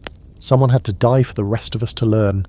You start walking with her, eyes scanning the underbrush. She points out nettles, good for soup, dock leaves, good for stings, a weird-looking root that looks like a demon's toe. Safe if it's white inside, poison if yellow, don't guess. You realise just how thin the line is between nourishment and funeral. There are berries that look just like the kind you buy at the market, but one bite and you're done. Mushrooms that smell amazing but shut down your liver in an hour. Even harmless-looking plants like foxglove, which still grow in pretty clusters outside cottages, can stop your heart with a nibble. So how did medieval people navigate this botanical minefield? Memory, myth, and meticulous observation. They remembered what grew where and when. They noticed that deer wouldn't eat a certain leaf, or that goats puked after grazing a certain patch. They passed down strange stories, like the tale of the witch's parsley that caused pregnant women to miscarry. Whether true or not, those stories stuck, and that meant people avoided dangerous plants even if they didn't fully understand why. And sometimes the warning signs were more supernatural than scientific. Plants growing in graveyards? Avoid. Mushrooms in perfect circles? Definitely fairy territory. A tree struck by lightning? Cursed. Sure, it sounds like superstition, but in many cases, it worked. Plants in damp, overgrown or rotten places were more likely to carry toxins or parasites. So whether they called it magic or just bad luck, the result was the same: caution. The woman shows you a little cloth book, hand-stitched, barely legible. Inside are pressed leaves, crude drawings and little notes. My mother's, she says. You're impressed. It's basically a medieval field guide minus the Latin, and it hits you. This is what science looked like before it wore a lab coat. Trial and error, memory and myth, knowledge earned in blood. There's a darker story she tells too, about a village that once mistook a harmless-looking root for wild carrot. A whole family gone. And after that, no one touched that patch of earth again. They even built a shrine on it just to be safe. Historians today still puzzle over how accurate these oral traditions were. Some scoff at the idea of reliable plant lore without written sources. Others point out that indigenous and rural communities have survived for centuries on exactly this kind of passed-down knowledge, even if they called it magic instead of botany. And let's be honest, if it keeps you alive, does it really matter what you call it? By the time the sun starts to dip, you've filled your own pouch with a few edible greens, a couple mushrooms she says won't kill you, and one suspicious root you'll definitely never touch. The woman wishes you luck and vanishes down a side path, humming a tune that sounds suspiciously like another warning disguised as a lullaby. As you make camp near a stone wall, you cook what little you've gathered over a tiny fire and chew slowly, carefully, waiting for your stomach to either settle or rebel. So far, so good. The stars come out, an owl calls, and somewhere in the back of your mind a new rhyme forms. If you're not sure, don't chew. If it smells wrong, it is. If it grows where bones lie, let it be. Not bad. So here's your survival secret tonight. Folklore might sound foolish, but it kept more peasants alive than all the knights and priests combined. Trust the rhymes, fear the berries, and maybe, just maybe, don't eat the root that looks like a demon's toe. You're getting used to the smell of damp wool and wood smoke by now. It's practically part of your skin. The frost hasn't let up and the wind has found a special way to sneak under your cloak, right at the base of your neck. Like it knows exactly how to make you regret every life choice that led you here. You've taken to walking with your head slightly down, hands pulled inside your sleeves just trying to keep warm, and that's when you notice it. Everyone around here wears a hood, not just a casual scarf or a cap. A full-on, pull-it-down, deep-scooped medieval hood, sewn onto a cloak or worn over the shoulders like a cowl. Kids, elders, farmers hauling hay. Even the dogs seem jealous. You finally ask a man leading a donkey why the obsession. "Wind'll steal your ears," he grunts. "Fair." But as you keep moving through this cluster of villages, you begin to realise the medieval hood was doing a lot more than just blocking the breeze. It was, quite literally, an all-purpose survival tool. First, the obvious, weather. Hoods were the original insulation, especially for people who didn't have access to heavy cloaks or animal furs. Made from wool, linen, or layered scraps, a well-fitted hood could trap warmth around your head and neck, where heat loss was worst. And unlike modern hats, it didn't blow off in the wind or soak through as easily. Plus, you could pull it low over your face in the rain, over your eyes in the sun, or stuff straw inside it for extra warmth in winter. Some folks even slept in them, bundled like human turnips. But beyond comfort, there's something tactical about it. You start to notice how people keep their faces partially hidden. A shadow here, a twist of fabric there. In a world where there are no photo IDs and most people are known only by vague reputation and the colour of their donkey, a hood offers anonymity. You could disappear into one village, throw the hood up and become a total stranger in the next. Thieves used them, so did messengers. Even travelling monks, whose hoods became so iconic that certain orders were identified by the size or shape of their cowl. Hooded figures moved in silence, unnoticed, until they wanted to be noticed. You walk past a roadside shrine where someone's carved a small stone relief of a hooded figure with a walking stick. It's not labelled, but it doesn't have to be. Travellers, pilgrims, exiles, the hood was their badge. There's a fringe fact you hear at a tavern, over a bowl of lukewarm pea porridge. A toothless man tells you that during certain feasts, villagers would wear their hoods backward to ward off evil spirits. Another swears that witches wore 2 layers of hoods to confuse demons. Superstition? Sure. But when your world is full of curses, frostbite and bandits layering your wool, funny as a small price to pay for peace of mind. Historically, hoods evolved with class, too. The poor wore functional hoods, plain patched, often part of their only garment. Nobles and merchants rocked more elaborate versions, trimmed in fur with lyra pipes, the long pointy tails, for extra flair. It became a fashion statement, yes, but the practical roots never went away. Even royalty got cold ears. Some records describe armoured hoods, leather-lined coifs or mail pieces hidden under fabric. a way to keep your head protected without advertising you were ready for a fight. Because in places where you didn't want to scare people or attract attention, stealth armour made a lot of sense. There's debate among historians over whether the hood originated from necessity or as a religious symbol. After all, monks wore them long before peasants made them popular. But whatever their origin, by the high medieval period the hood was everywhere. Ubiquitous, unquestioned, as vital as shoes or belts. You visit a home where the father shows you a 3-in-1 hood, part head covering, part neck warmer, part built-in scarf. "My mother made it," he says proudly. You look around the room and see 4 identical hoods hanging by the fire. One has clearly been patched with more thread than wool. Another has tiny carved wooden beads sewn into the edge. They're not just tools, they are personal. And here's something you never thought about. Hoods protect more than scare. They protect hearing. In icy wind or heavy rain, your ears become useless.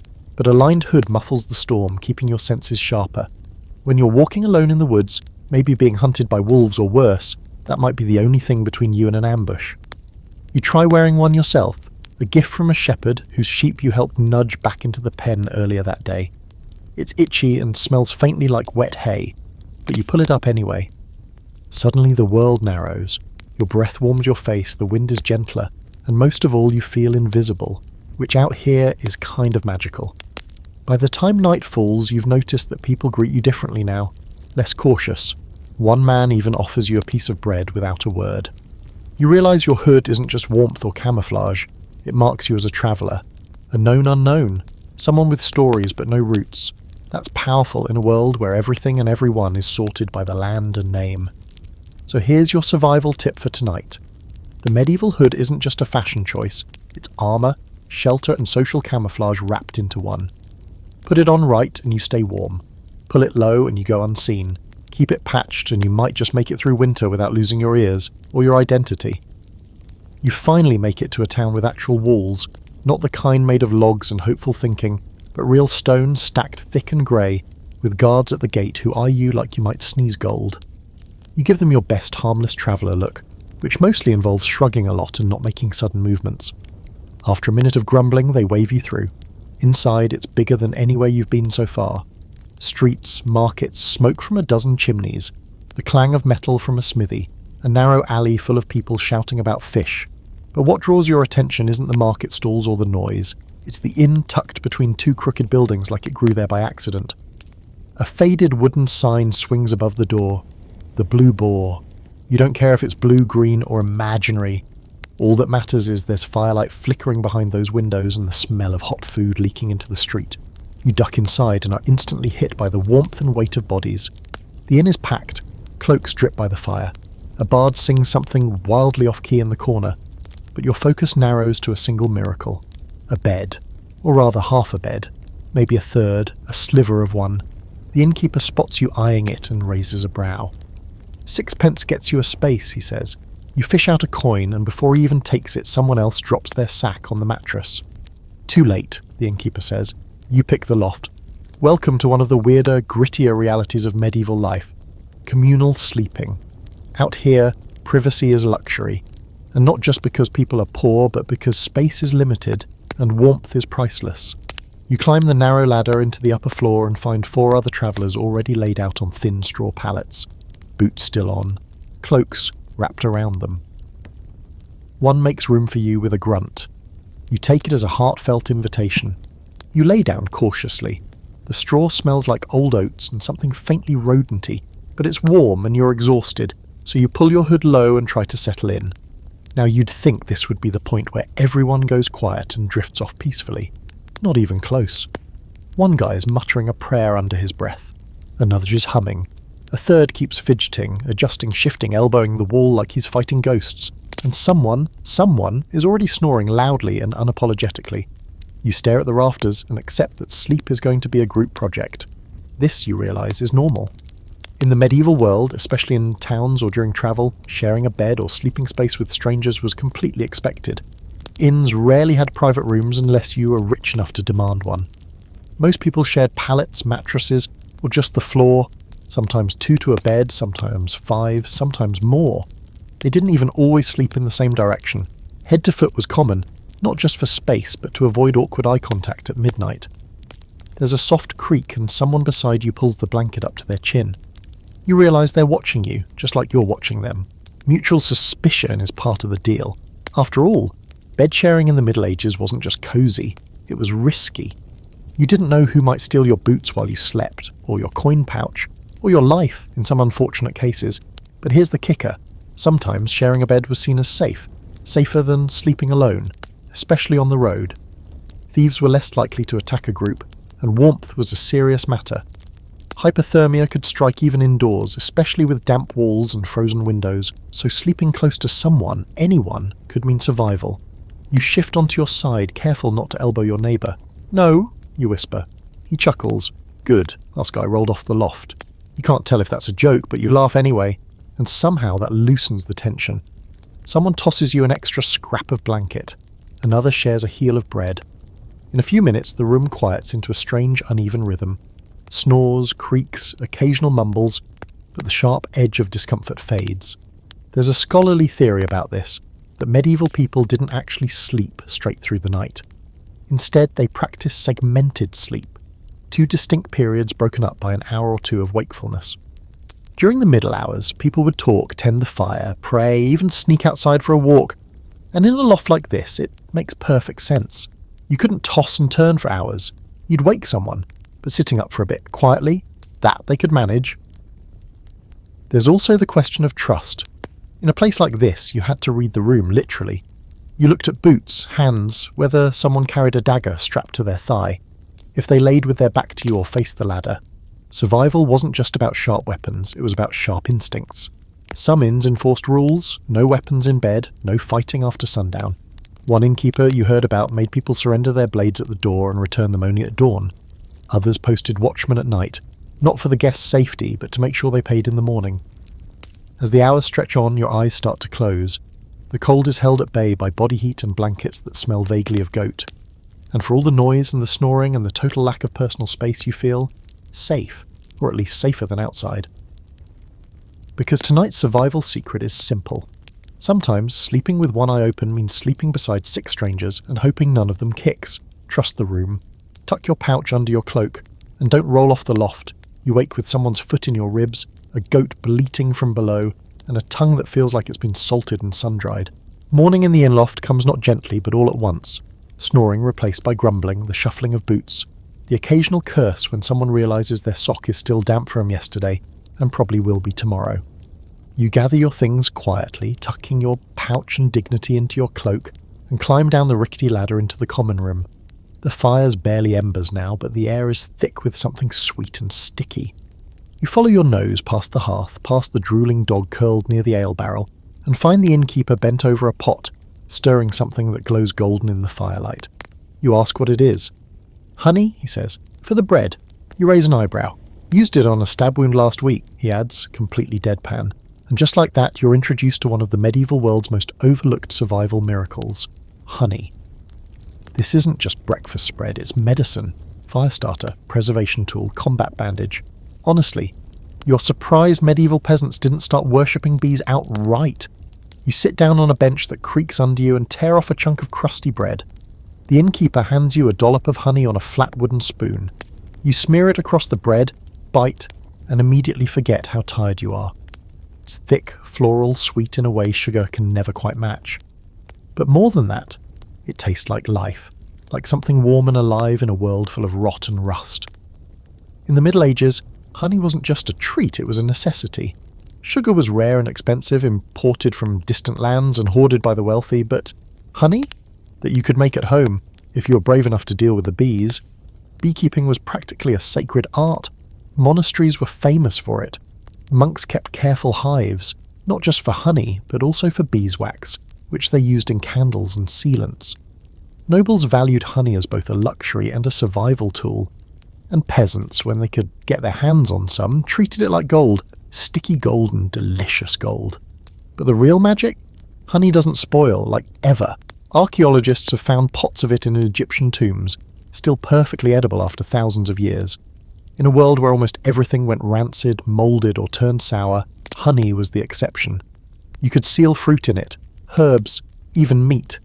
It preserved things in a sweet little time capsule, and when winter hit hard and supplies ran low, that jar on the shelf could save you. You finish your bread and watch the innkeeper tend to the fire again. Nearby, a woman is rubbing honey onto a cloth and pressing it gently to a man's arm. But she works quickly, layering it with linen and binding it tight. You ask if that's common. "Used it on my son when he fell in the river and got cut on a rock," she says. "He was turning green by morning." And she's not wrong. Modern science backs her up. Honey is antibacterial, antifungal, even antiviral to some extent. It creates a seal, draws out moisture, and fights off the worst microscopic enemies. The bees did the work so humans could live another day. You learn that on the battlefield, soldiers carried honey in pouches or small clay jars, especially if they couldn't get to a surgeon. No antiseptic, no problem. Smear honey in the wound, wrap it tight, hope for the best. And weirdly enough, it often worked. Better than most of the other options, which included cauterization, wine if you were lucky, or just waiting to die of gangrene. There's even a fringe tale from a passing herbalist who swears that during a siege, he once used honey as a decoy, coated a dead rat in it, left it outside the enemy camp and watched them eat it thinking it was a delicacy. No word on what happened after, but the story got a good laugh around the table. Of course, honey had spiritual weight too. Honey from the rock was mentioned in scripture. In many cultures it symbolized healing, purity, even divine favor. Newborns were sometimes anointed with it, corpses buried with it, wounds blessed using it. You start to understand why it wasn't just in the pantry, it was in the rituals. You help carry a log to the fire and earn another spoonful of the golden stuff for your trouble. This time you just lick it straight off the spoon. No shame, it's warm, it coats your throat. You feel like you could walk 10 more miles on this alone. Some say honey was even used as currency in parts of medieval Europe. A few jars could be bartered for tools, food, cloth. Some landlords demanded it as rent from farmers with wild hives. Imagine paying your taxes in sweet goop. Sounds a lot more tolerable than coin, doesn't it? Before you leave the inn, the keeper hands you a small wax-sealed pouch. Inside is a chunk of comb and a smear of honey wrapped in cloth. For when you can't find a healer, he says, you tuck it into your satchel like a charm. So here's your lesson for today, courtesy of bees and the people smart enough to follow them. When everything else rots, burns or breaks, honey endures. Spread it on bread, smear it on wounds, trade it for favours, treasure it. Because in a world held together by thread and prayer, honey was the closest thing they had to magic. You're walking along a muddy lane lined with broken fences and winter-bare hedges, trying to ignore the cold worming its way through your boots again. The honey helped. You can still taste the ghost of it on your tongue, but you're running low on energy and lower on optimism. Then you hear something, a high-pitched squeak, then another, then dozens more overlapping like a shrill little chorus echoing from somewhere just ahead. You stop. There, on the edge of a barn, scurrying along a timber beam just under the thatch is a blur of grey. Then another and another. Rats! You're not surprised to see them. You're surprised how many there are. They move like they own the place, tails flicking, eyes gleaming with that awful beady intelligence. One even pauses to look at you, like it's sizing you up. You take a step back instinctively, and that's when it clicks.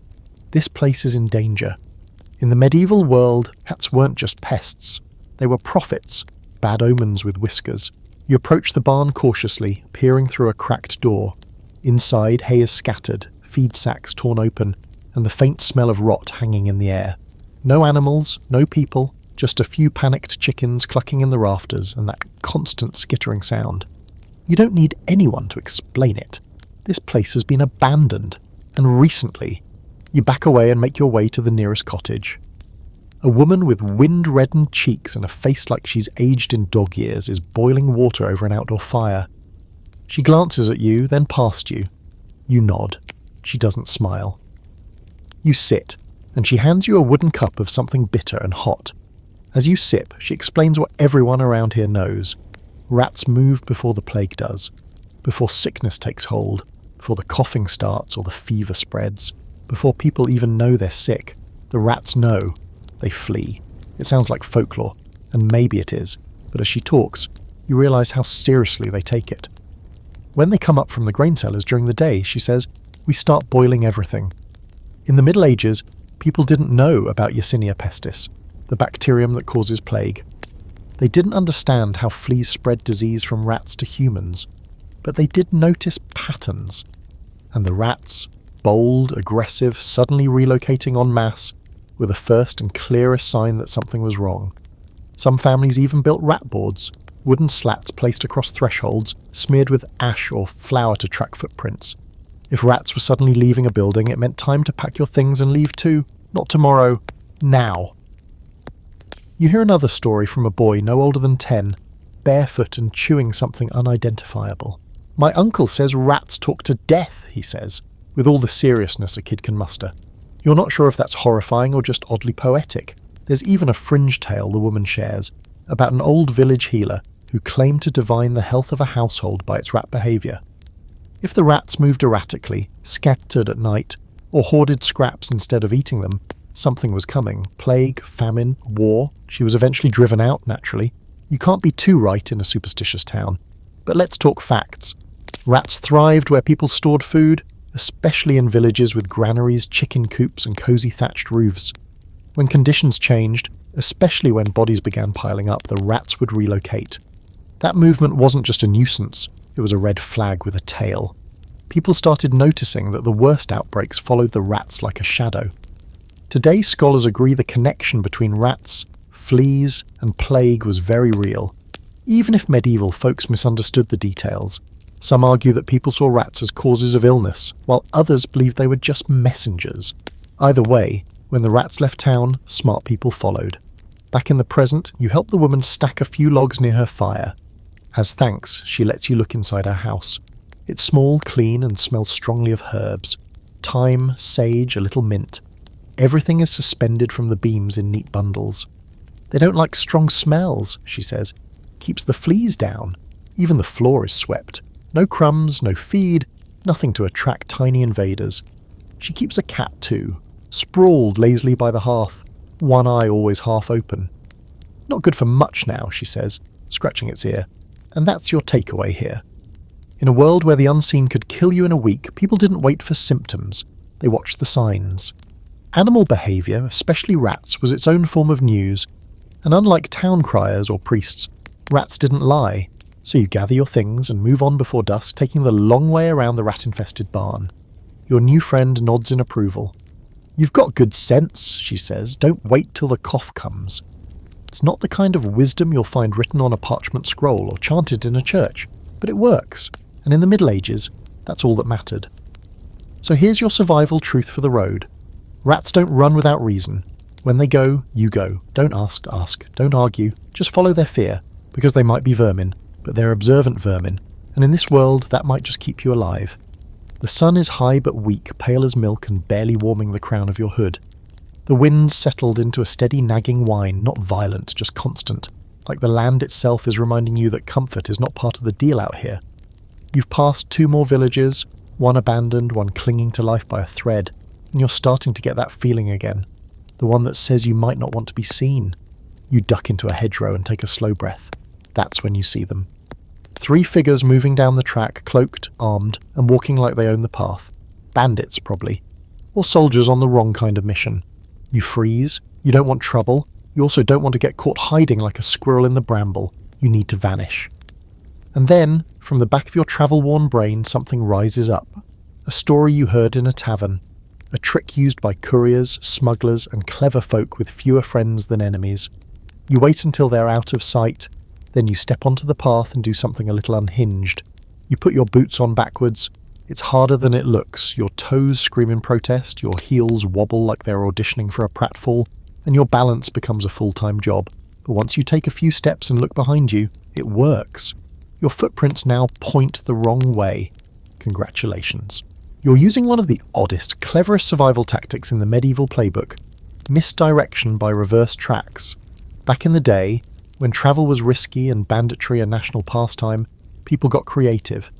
Soldiers, rebels, even see lovers sneaking away from feuding families, all kinds of folk figured out ways to disappear. And since trails were often watched and footprints could betray your direction, turning them around could buy you time or save your life. You circle back through a ditch, boots squishing and threatening to betray the ruse by throwing you headfirst into the muck.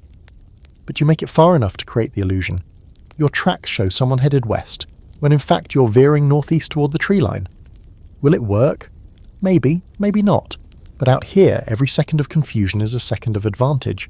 This tactic wasn't just some traveller's hack. It was used by spies, outlaws, even entire resistance movements.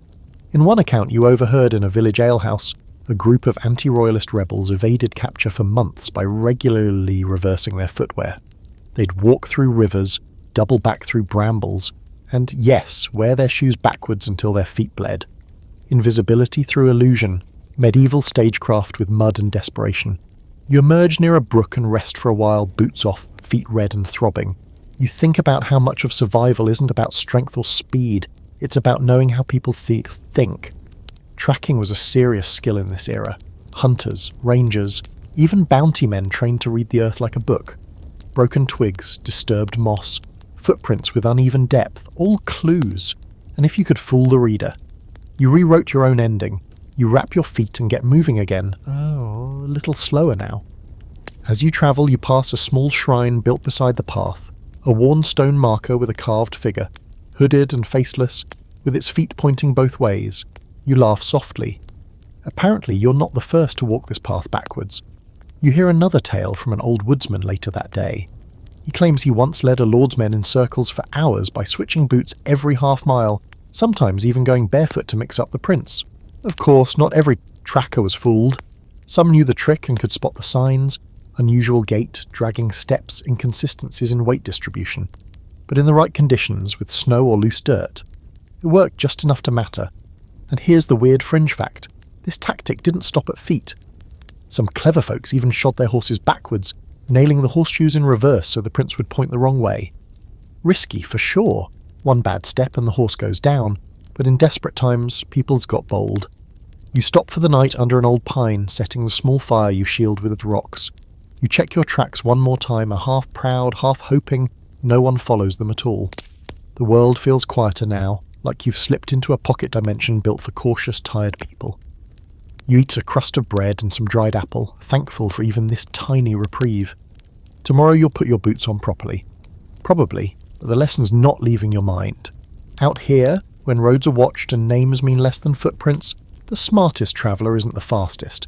It's the one who knows how to be followed the wrong way.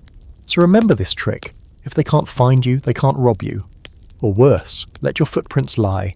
Let your path confuse, and when in doubt, walk a mile in your own shoes, but backwards.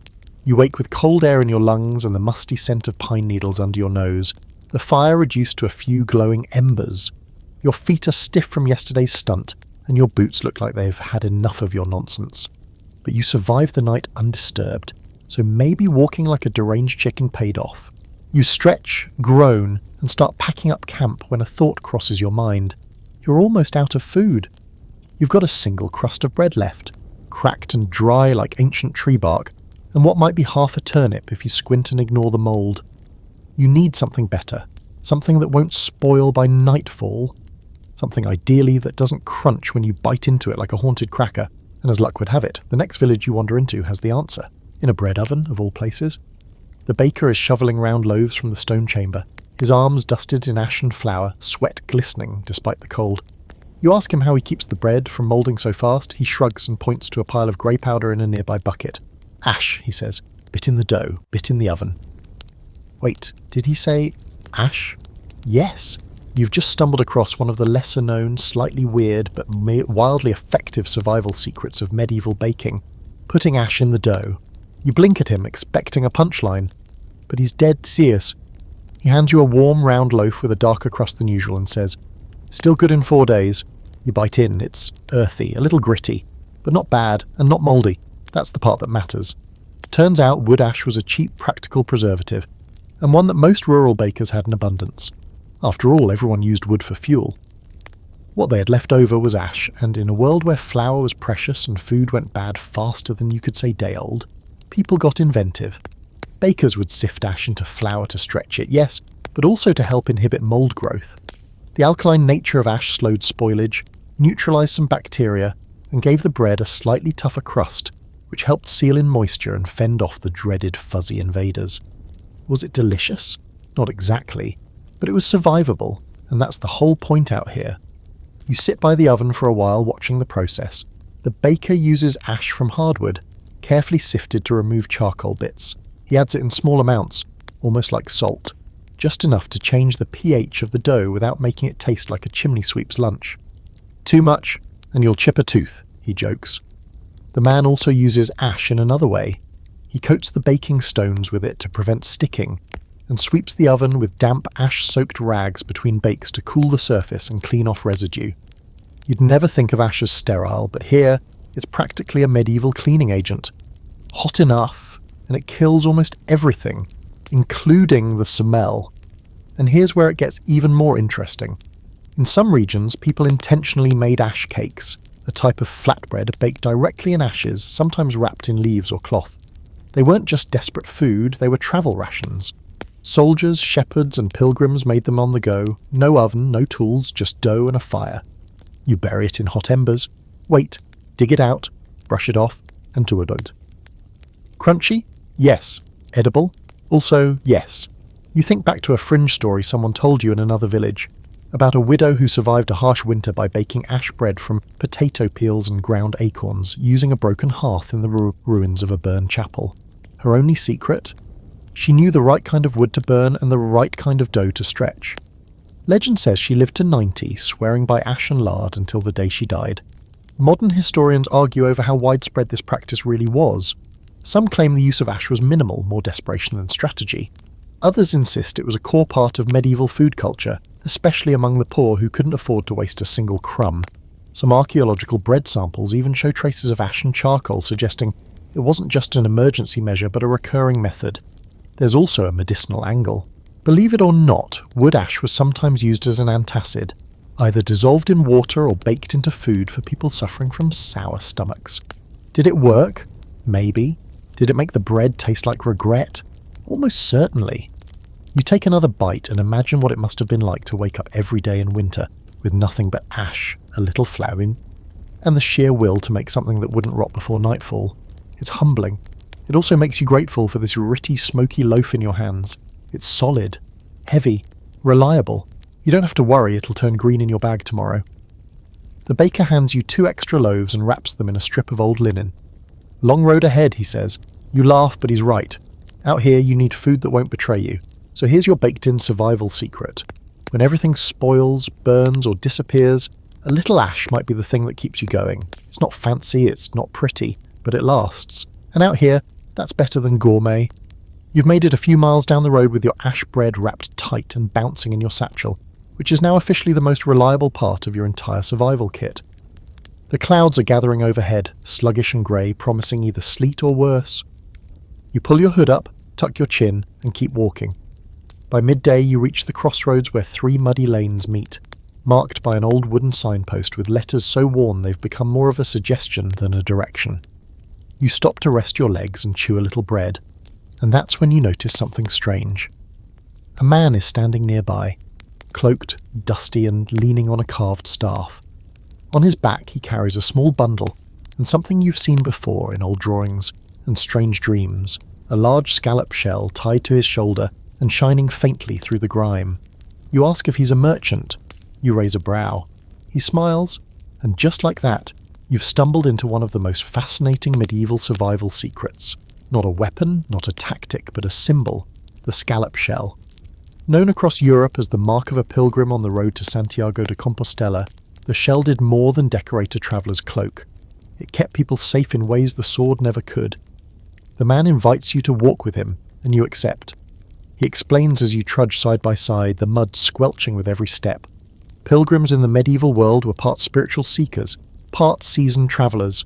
They were exempt from certain laws protected by custom, and granted shelter, food and safety by religious institutions. That is, if they could prove they were genuine. And that's where the scallop shell came in. Worn visibly, often pinned to a cloak, stitched into a hat or tied to a satchel, it became a kind of medieval passport. It signalled that the wearer was on a holy journey, bound for one of the great pilgrimage sites. In this man's case, it was Santiago in Spain, where the bones of St. James were said to rest. But even people going to Rome, Canterbury, or Jerusalem adopted similar symbols over time. And more importantly, so did the locals. Inns, churches, and town guards learned to recognise it. pilgrims with shells were less likely to be harassed or turned away. That kind of protection in the medieval world? It was gold, because travel was dangerous, roads were lawless, towns could be hostile, and outsiders were often viewed with suspicion. But if you wore the shell, you weren't just a stranger. You were a traveller of God, and hurting you was seen as an offence to heaven itself. That didn't stop all robbers, of course, but it made them think twice. It also made guards more likely to wave you through gates, and villagers more willing to offer a bed in the barn. You ask if the scallop shell actually worked, or if it was just decoration. The pilgrim stops to pull a small weathered token from his pouch, a wax-sealed letter. "I was given this at the monastery 2 weeks ago," he says, "so it wasn't just show. Pilgrimage had official procedures. You'd receive a blessing, a token, sometimes even a charter of safe conduct. Combined with the shell, this marked you as a participant in a sacred act. Suddenly, that symbol wasn't just a seashell. It was your armour. Some even believed the shell had magical properties. The pilgrim recounts a story, possibly true, possibly not, of a woman attacked by wolves in the Pyrenees who held up her scallop shell and called on St. James. The wolves fled. Whether it was faith or luck, no one knows, but the belief in its power spread. People wore it not just for recognition, but for protection against spirits, disease and misfortune. There's a fringe legend he shares too. In some regions, criminals who repented were forced to go on pilgrimage and wear a special shell marked with red paint. It was a public confession, but also a second chance. "Better to walk than to swing," the man says with a shrug. As the afternoon deepens and clouds darken, you pass a village checkpoint. A single bored-looking guard squints at the two of you as you approach. His eyes linger on your muddy boots, then shift to the scallop shell on your companion's shoulder. His expression changes. He steps aside without a word. That's the power of recognition, of symbolic immunity. In a world with no ID cards or passports, people leaned on visible tokens of belonging, whether it was a merchant's seal, a guild badge, or a pilgrim's shell. Historians still debate how much protection these symbols actually offered. Some say bandits didn't care about religion. Others argue that attacking a pilgrim could lead to spiritual punishment, real or imagined. Either way, the effect was real. If people believed you were sacred, they treated you as such. By nightfall, you and the pilgrim share a fire outside a half-ruined chapel. He offers you a piece of salted pork and says, "It's not the shell itself. It's what it tells them, that I'm not a threat, that I belong somewhere." You glance at your own cloak, no shell, no symbol, just a hood and a knife and a road that's been too long. He notices and rummages in his pack, pulling out a second scallop, faded but whole. "Here," he says. "So tonight's secret, carved into centuries of dusty roads and passed down through every blisters and blessing story told by firelight, is this. Not all protection comes from what you carry. Sometimes it's about what you wear and what others believe it means. Let the bandits see the shell. Let the gatekeeper wonder. Let superstition do what steel can't. You wear the scallop shell. It feels a little ridiculous at first, just a seashell dangling from your shoulder like an oversized brooch. It swings with each step and taps lightly against your cloak and makes you feel vaguely like a walking trinket stall. But the pilgrim walks beside you like it's second nature. He's not just wearing the shell, he's walking with it. There's something about that. And sure enough, as you pass through the next hamlet, a sagging clutch of timber homes and smoke-dark chimneys, you're greeted with curious looks, but no suspicion. A few nods. One woman even offers a bit of onion-stewed barley from her pot without being asked. She taps the shell and says, "God bless your road," like it's a formality. Just like that, you're not a stranger. You're a type, but that's not the only thing keeping you alive on this leg of the journey. Because your pilgrim companion, who you've learned is called Edric, teaches you something even more critical for survival in the medieval world. You've got to know where the lepers are. You're not sure what you were expecting when he first mentions it. Maybe you pictured bell-ringing skeletons, wrapped in rags and sorrow, hiding in forests like cursed creatures. But the truth is more complicated, and, in some strange ways, more hopeful. Lepers in the Middle Ages weren't always hidden away. In fact, they were part of a well-known, if tragic, infrastructure. As you follow Edric along a winding track past fields of brittle winter barley, he tells you about the leper houses, also known as lazar houses, that dotted the landscape, often at outside towns or along lesser roads. Built to isolate the sick, yes, but also to protect them. These weren't dungeons, they were places of care, of relative peace, even community. You pass one by evening, a small stone building tucked into a grove of withered apple trees, the stones black with moss, but the wooden cross above the door still upright. A single candle glows from within. That surprises you, not because you expected lepers to be unfriendly, but because you never imagined they'd be part of anyone's survival strategy. Then he explains. Leper houses had rules, rituals, and resources. They were often stocked by church tithes, supported by local nobles, and even supplied with basic medical herbs and knowledge, because while people feared contagion, they also feared divine punishment for cruelty. These houses kept small gardens, they raised goats, they had well water, sometimes even their own ovens, and, here's the kicker, they had experience. Experience with disease, injury, and survival at the edge of society. If anyone knew how to treat a festering wound or a gut turned sour from bad water, it was the people who lived here. You're quiet for a while after that. There's a fringe story Edric shares as you settle by the fire that night, camped in the shelter of a broken wall just out of sight from the road. He speaks of a knight who fell in battle, left for dead, his side torn open. It wasn't a surgeon or nobleman who saved him, but a group of lepers who took him in, cleaned the wound, fed him goat milk, and prayed over him for a month. When he recovered, he returned to his lord's service, but wore a piece of their tunic beneath his armour for the rest of his life. No one knew, but he said it made him stronger. You ask why lepers would help anyone, especially strangers. Edric shrugs. When you've already been cast out, what more do you have to lose? It's a haunting kind of logic. Out here, exile strips away layers, reputation, wealth, ego. What's left is raw humanity. And sometimes the people society throws out are the ones who remember how to care for others. You also learn the practical side of this survival link. Some leper houses kept herb gardens with wormwood, sage, comfrey, and thyme. They dried herbs in bunches and made salves, syrups, even vinegar tinctures. And because no one wanted to visit them unless they had to, they learned to be entirely self-sufficient. It wasn't uncommon for travellers, especially other outcasts, pilgrims, and desperate peasants, to quietly visit the edges of leper grounds at night, leaving offerings in exchange for medicine, a coin, a loaf, or just a whispered prayer for healing. In return, the lepers left bundles of dried leaves or pots of balm at the stone boundary walls. That, Edric says, is the unspoken rule. You respect their space and they respect your need. Don't cross the threshold without cause. Don't speak unless you must. But honour them, and they might just help you when no one else will. You drift to sleep under your threadbare cloak with your back to the wall and Edric humming a hymn. You think about the lives built out of exclusion, the gardens behind old stone walls, the people who no longer had names in the eyes of the world, but who still grew things, still healed, still helped.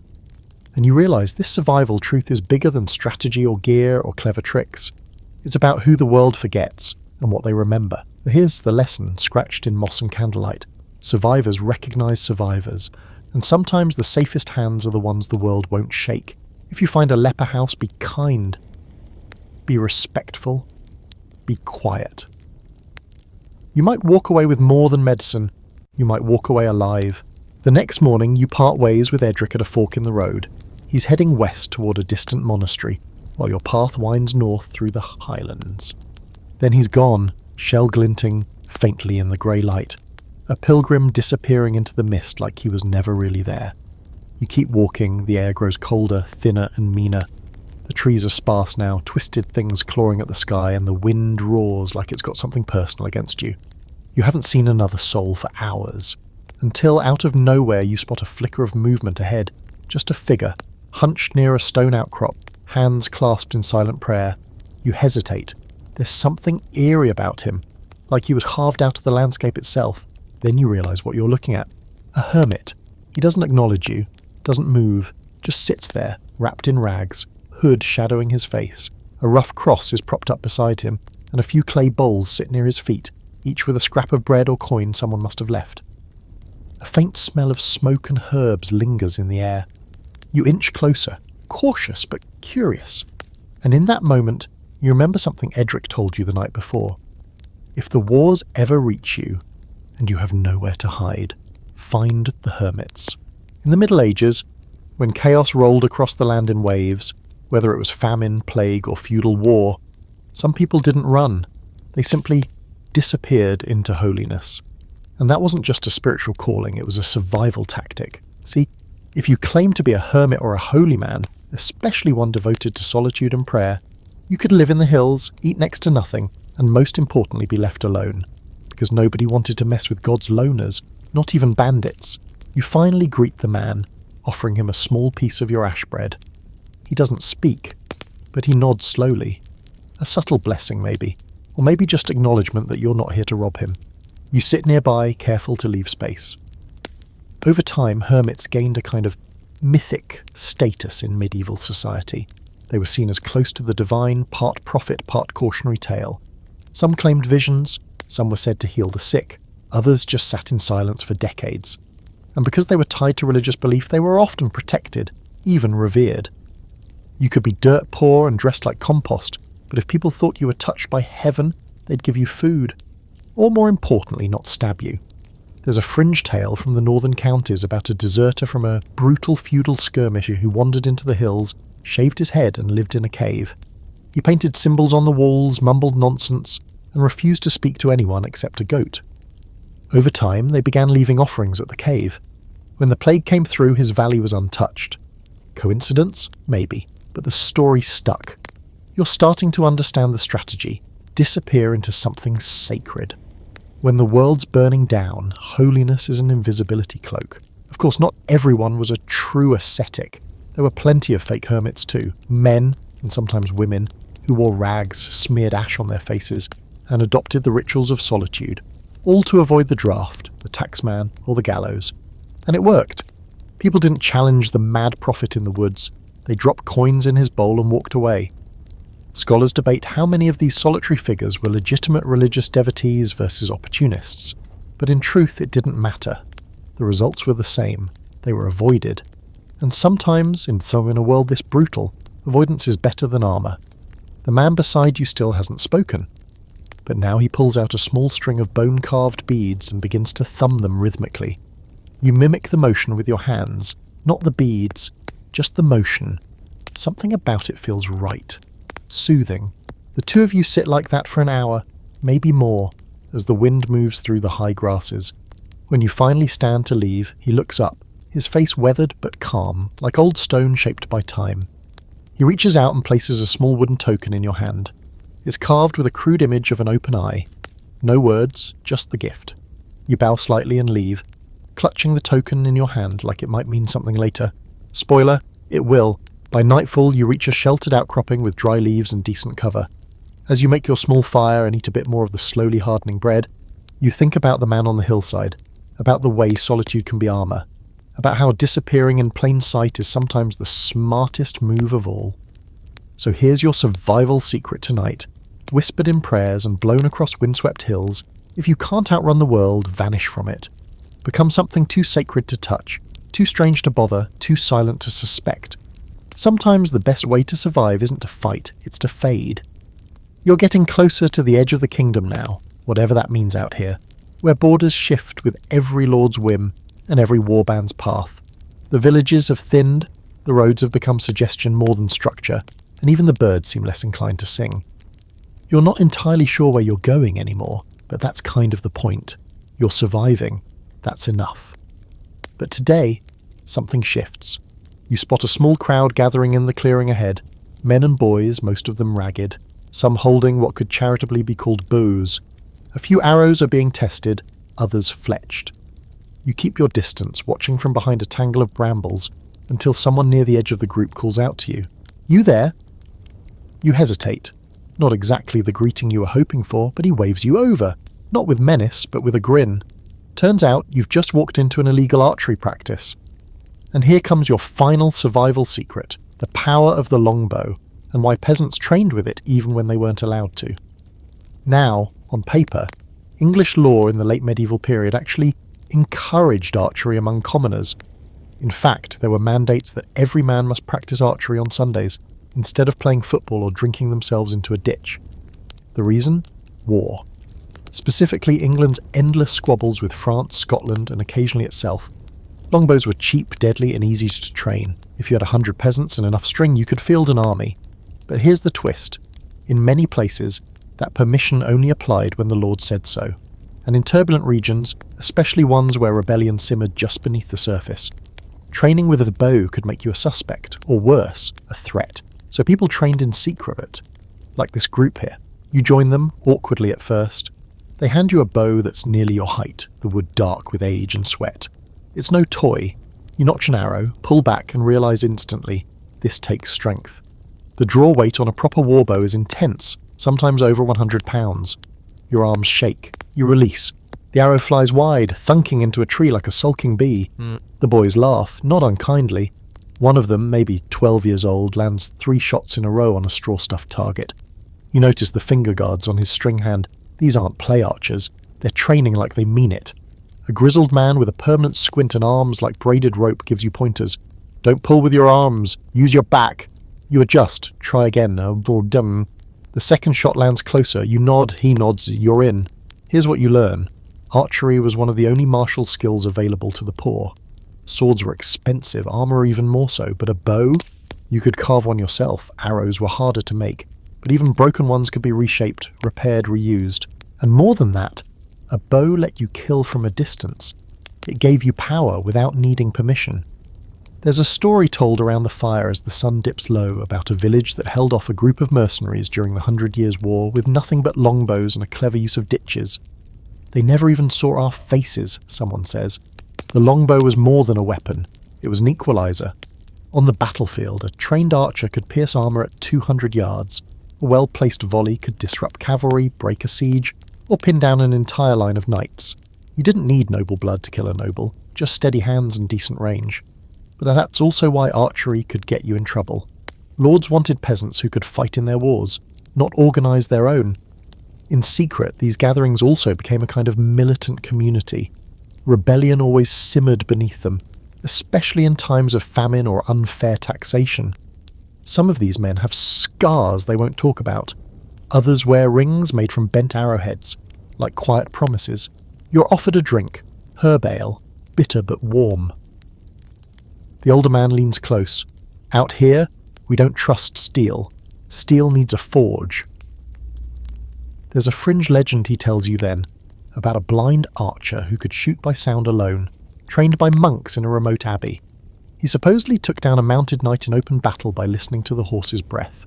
It's probably nonsense, but in the dark, around a fire, it sounds like gospel. Before you leave, they offer you a token of passage, a short hunting bow, strung and waxed, with 3 arrows wrapped in cloth. Not a war bow, but enough to feed you, or defend you. You've got eyes, the boy says, handing it over. You nod, you will. So tonight's survival secret isn't just a weapon, it's a mindset. It's the knowledge that you don't need a castle or a title to be dangerous, just patience, practice and a sharp point. When everything else is taken, land, coin, name, the longbow gives you reach, gives you silence, gives you a say, pull the string, steady your breath and remember, out here, the hand that draws first survives. By now your boots feel more like rumours than footwear, held together with hope and a few desperate knots of leather thong. You're somewhere in the high valleys, where the land rolls open like an old blanket and the wind whistles every hour of the day. The longbow rides light on your back, swaying with each step, a quiet reminder that you've learned how to watch, wait, and act. But the sun's dipped low, and you're exhausted in that full-body, bone-sinking way that makes even walking feel like too much. You need shelter. Not just rest under a tree, but real body-warming, wind-blocking shelter. There are no villages in sight, just scattered stone walls and the occasional smoke trail in the distance. You follow one, threading your way across scrub and sheep trails, until you come upon a small farmstead. At first glance, it's nothing special, a low cottage, a chicken hutch, a lopsided barn. But what catches your attention is the lowing of animals and the open barn door. You head toward it, hoping not to spook anyone. A child peeks from the main house window, disappears, then reappears again. You raise a hand in greeting and gesture toward the barn. And just like that, you're in. This is another medieval survival trick you'd never consider in a world with radiators and central heating. But back then, sleeping near livestock wasn't just a backup plan, it was part of the blueprint. You step into the barn and are greeted by heat, real honest warmth, heavy with the sense of hay, dung and life. Cows are tucked in on one side, their sides rising and falling in time with their cud-chewing dreams. A few sheep lie curled in the straw. In the far corner, a goat eyes you like you might be trouble, which to be fair you are. You find an open spot in the straw, tuck your bag under your head, and stretch out beside the closest cow, who shifts slightly but doesn't complain, and just like that your body starts to thaw. This was no accident of desperation. Medieval peasants built their homes with this in mind. In many rural areas, especially across northern Europe, cottages were designed with animals and people under the same roof, sometimes in separate stalls, sometimes only divided by a low wall or wooden partition. Why? Body heat. Livestock generate a ridiculous amount of warmth.